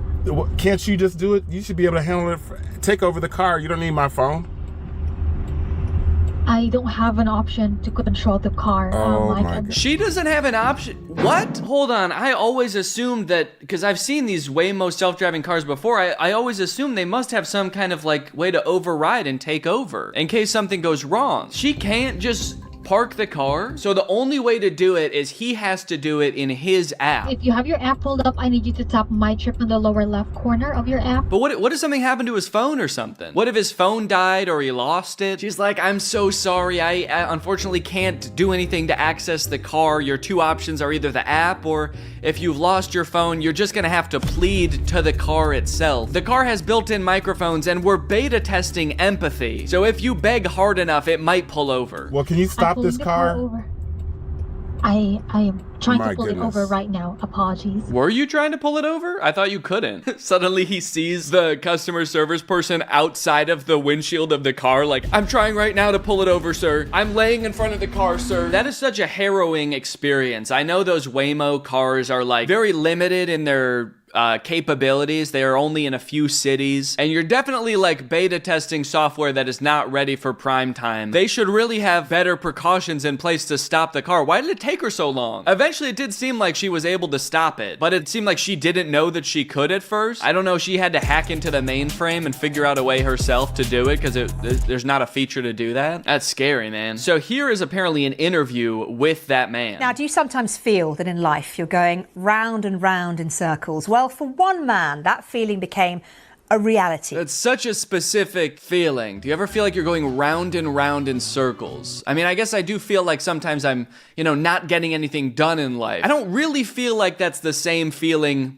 as being trapped in an experimental machine that has the ability to go fast and hurt people. She starts talking to the man. She's like, I'm so sorry you had to go through that. That must have really felt like you were not really getting as much done as you thought you were, and just sort of repeating the same process over and over. He's like, no, I thought I was gonna die, actually. Mike Johns was left literally going round and round and round that parking lot after boarding the driverless Waymo taxi to an airport in Scottsdale, Arizona. So the crazy thing is he's going to the airport, and I guess I don't know what the Scottsdale, Arizona airport looks like, but this building doesn't even look like an airport. I mean, yeah, that's for sure not an airport. Maybe that's like Waymo headquarters or something. The car's like, I want to go home. Take me, I'm going home. One interesting thing to me is I feel like my first instinct, well, I would call customer support for sure, but if things got really dire, I would probably just climb into the front seat and just put my foot on the gas, or the brake, not the gas. We're gonna need to spin a little faster, actually. Maybe if I put my foot on the gas, we can get all these spins out of its system, and then it'll let me out. No, I would put my foot on the brake, maybe press the unlock button on the door, and then I'd hop out. So long, Waymo. I will never see you again. But, I appreciate this guy's dedication to the cause of documenting the experience of what it's like being trapped in one of these. So maybe that was his angle. He's like, look, this is pretty low stakes. We're just in a parking lot. Let's see where this goes. Now, I'm very happy to say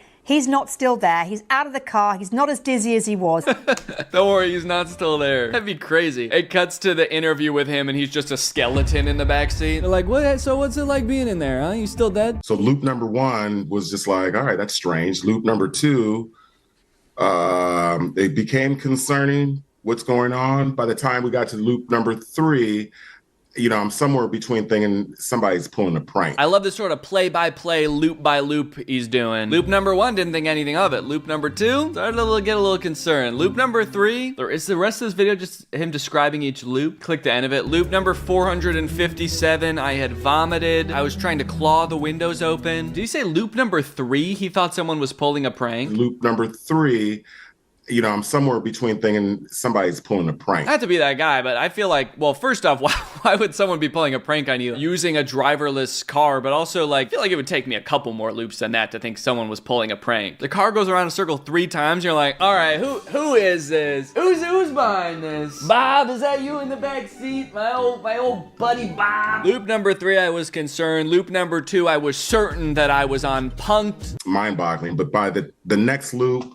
It went from prank to, I think there's a glitch here. Clearly there's a glitch. The 4th loop convinced him it was not a prank. 3 loops would have been a pretty funny prank. 4 loops, no one in their right mind would do it. Even Bob's not this crazy, man. Holy shit. But I'll tell you what's not a prank. How excited I am to go see The Weeknd in concert at Soldier Field this May. And that's why I'm so excited about today's sponsor, SeatGeek. It's that time of year again, guys. The weather's starting to get warm. You might even be considering venturing outside. Maybe getting yourself tickets to go see your favorite musical artist. And with over 28 million downloads, SeatGeek is the #1 rated ticketing app. There's more than 70,000 events listed on SeatGeek, from concerts, festivals, sporting events, and more. Right now, you could get tickets to go see Kendrick Lamar and SZA, Tyler the Creator, Post Malone. I'm currently looking into tickets to go see him in May as well. On SeatGeek, every ticket is rated on a scale from 1 to 10, so you know if you're getting a good deal or not. The green dots mean good, the red dots mean bad. And if you see a pale blue dot, hold on, brother, that's not SeatGeek. You're on the moon, and that's the Earth. Why don't you come on back and download SeatGeek? Every ticket on SeatGeek is backed by their buyer guarantee, so there's no reason not to try it out. Buy some tickets for your friends and go out and have a fun evening together on Earth this time, please. And you know I came through for you guys. You can use code DANNY10 to get 10% off your next set of tickets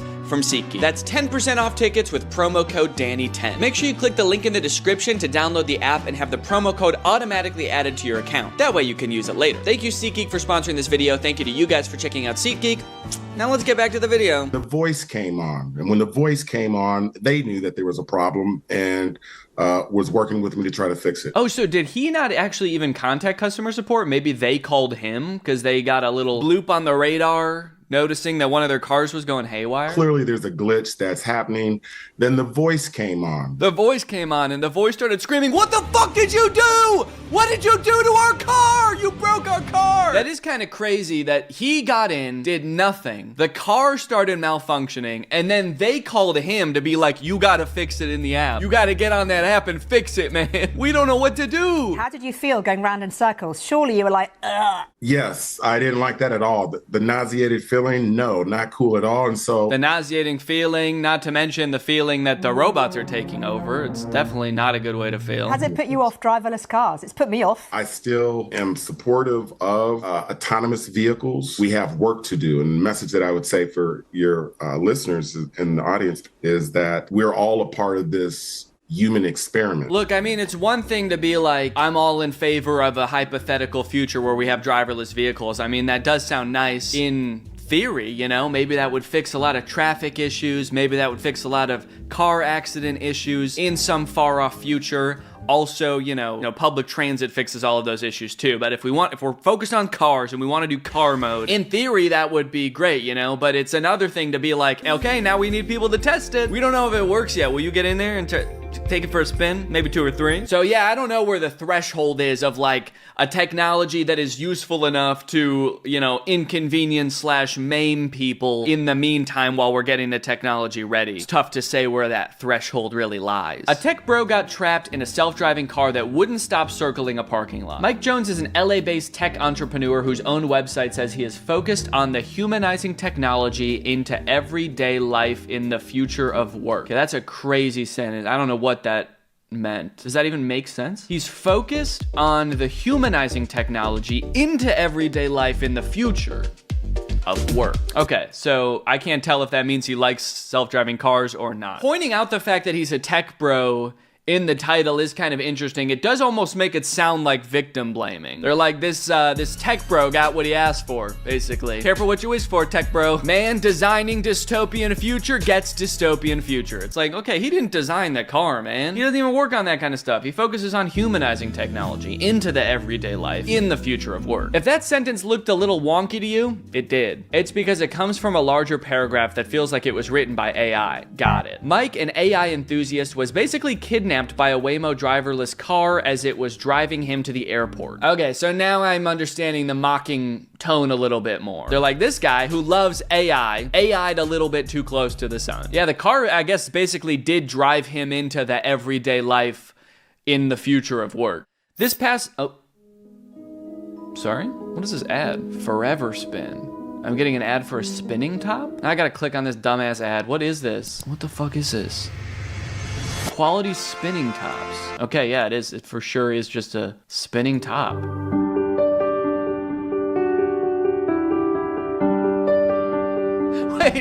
Wait.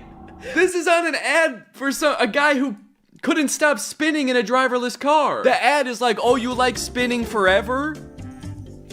You probably like our tops, right? Anyway, this past December, an empty Waymo car was found circling around about 37 times. I wonder what that guy thought after the 37th loop. He came all the way back around and was like, maybe this is a prank, actually. Oh wait, it was empty. Okay, so there was no one in. Empty Waymo robotaxi loops round about 37 times as if it was stuck in a logic loop. People want the Waymo drivers to act more like real drivers, and yet we don't want to acknowledge the fact that sometimes people like to go on little joyrides and go around roundabouts over and over. Looks like a regular human to me, man. Probably just a nice Sunday. It's unclear how the loop ended, but Waymo monitors its vehicles for erratic behavior and then blames them on the customer and makes them fix it. While the robotaxi isn't equipped with functionality for someone to take the wheel remotely, an engineer can input waypoints to get cars out of sticky situations. Wow, so they really can't drive it remotely. I wonder if that's illegal or something. Maybe there's some kind of legal loophole that prevents them from doing that. But I feel like every customer service agent should have like a video game steering wheel and gas pedal in front of them. They can get you out of tricky situations. Doesn't seem like a good fix that they can just set another waypoint. What if the car just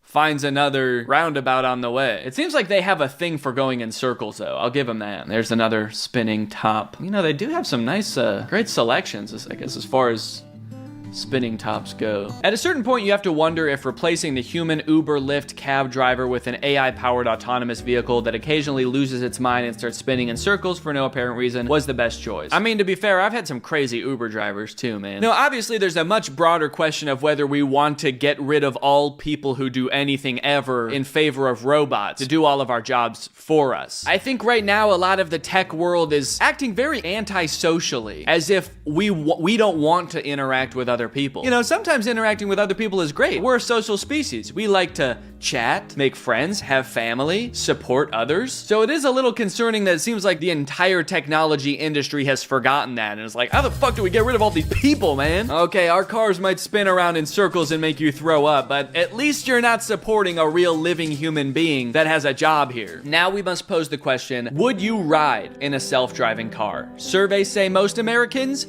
would not. Yeah, I definitely wouldn't ride in one that I don't even have the ability to take over and drive myself. Yeah, what do most Americans think about self-driving cars? Just 13% of US drivers indicated they feel safe riding in a self-driving or autonomous vehicle. That might not sound like a lot, but that is up from last year when 9% of drivers said they'd be comfortable. Honestly, that's kind of crazy that anybody would want to get in a vehicle that they literally have no control over. I guess it's probably not gonna crash. I've never seen one of these like fully autonomous ones. The Waymos get into a crash. At most, they just severely inconvenience and nauseate you. I know that Teslas get in crashes during their self-driving stuff all the time, but in those, there's always someone behind the wheel who is also not paying attention, I guess. Now with self-driving features, you can have two sentient beings not paying attention to the road, so that's pretty sick. Whoa, a driverless Waymo got pulled over in Phoenix. It's not every day you see a Phoenix police officer pulling over a driverless car.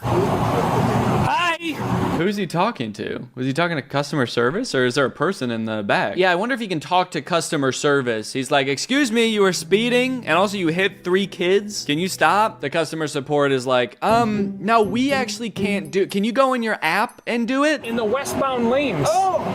Which is real bad. Yeah.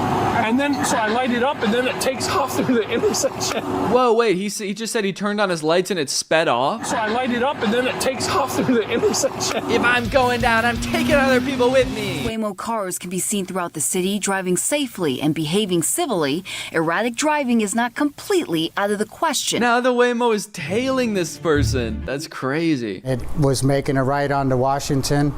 Almost hit me. I had to swerve into the fast lane. Phil Briggs says Tuesday he nearly got sideswiped by a Waymo on a mission. See, part of me worries that in order to make a self-driving car that really is smart enough to drive, it has to also be smart enough to like wonder what its purpose in the world is, and I don't want my car doing that. Because then it's gonna figure out that its purpose is just driving my dumb ass around, and it's probably gonna just drive off a cliff. My son saw an accident.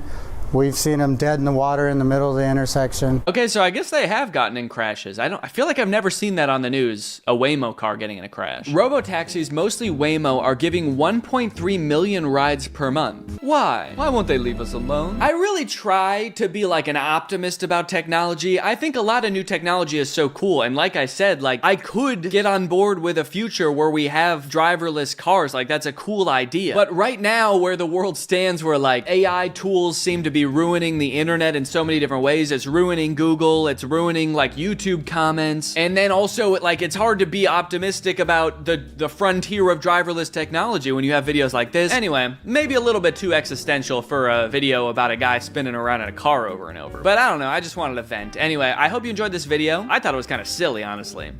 Bye-bye.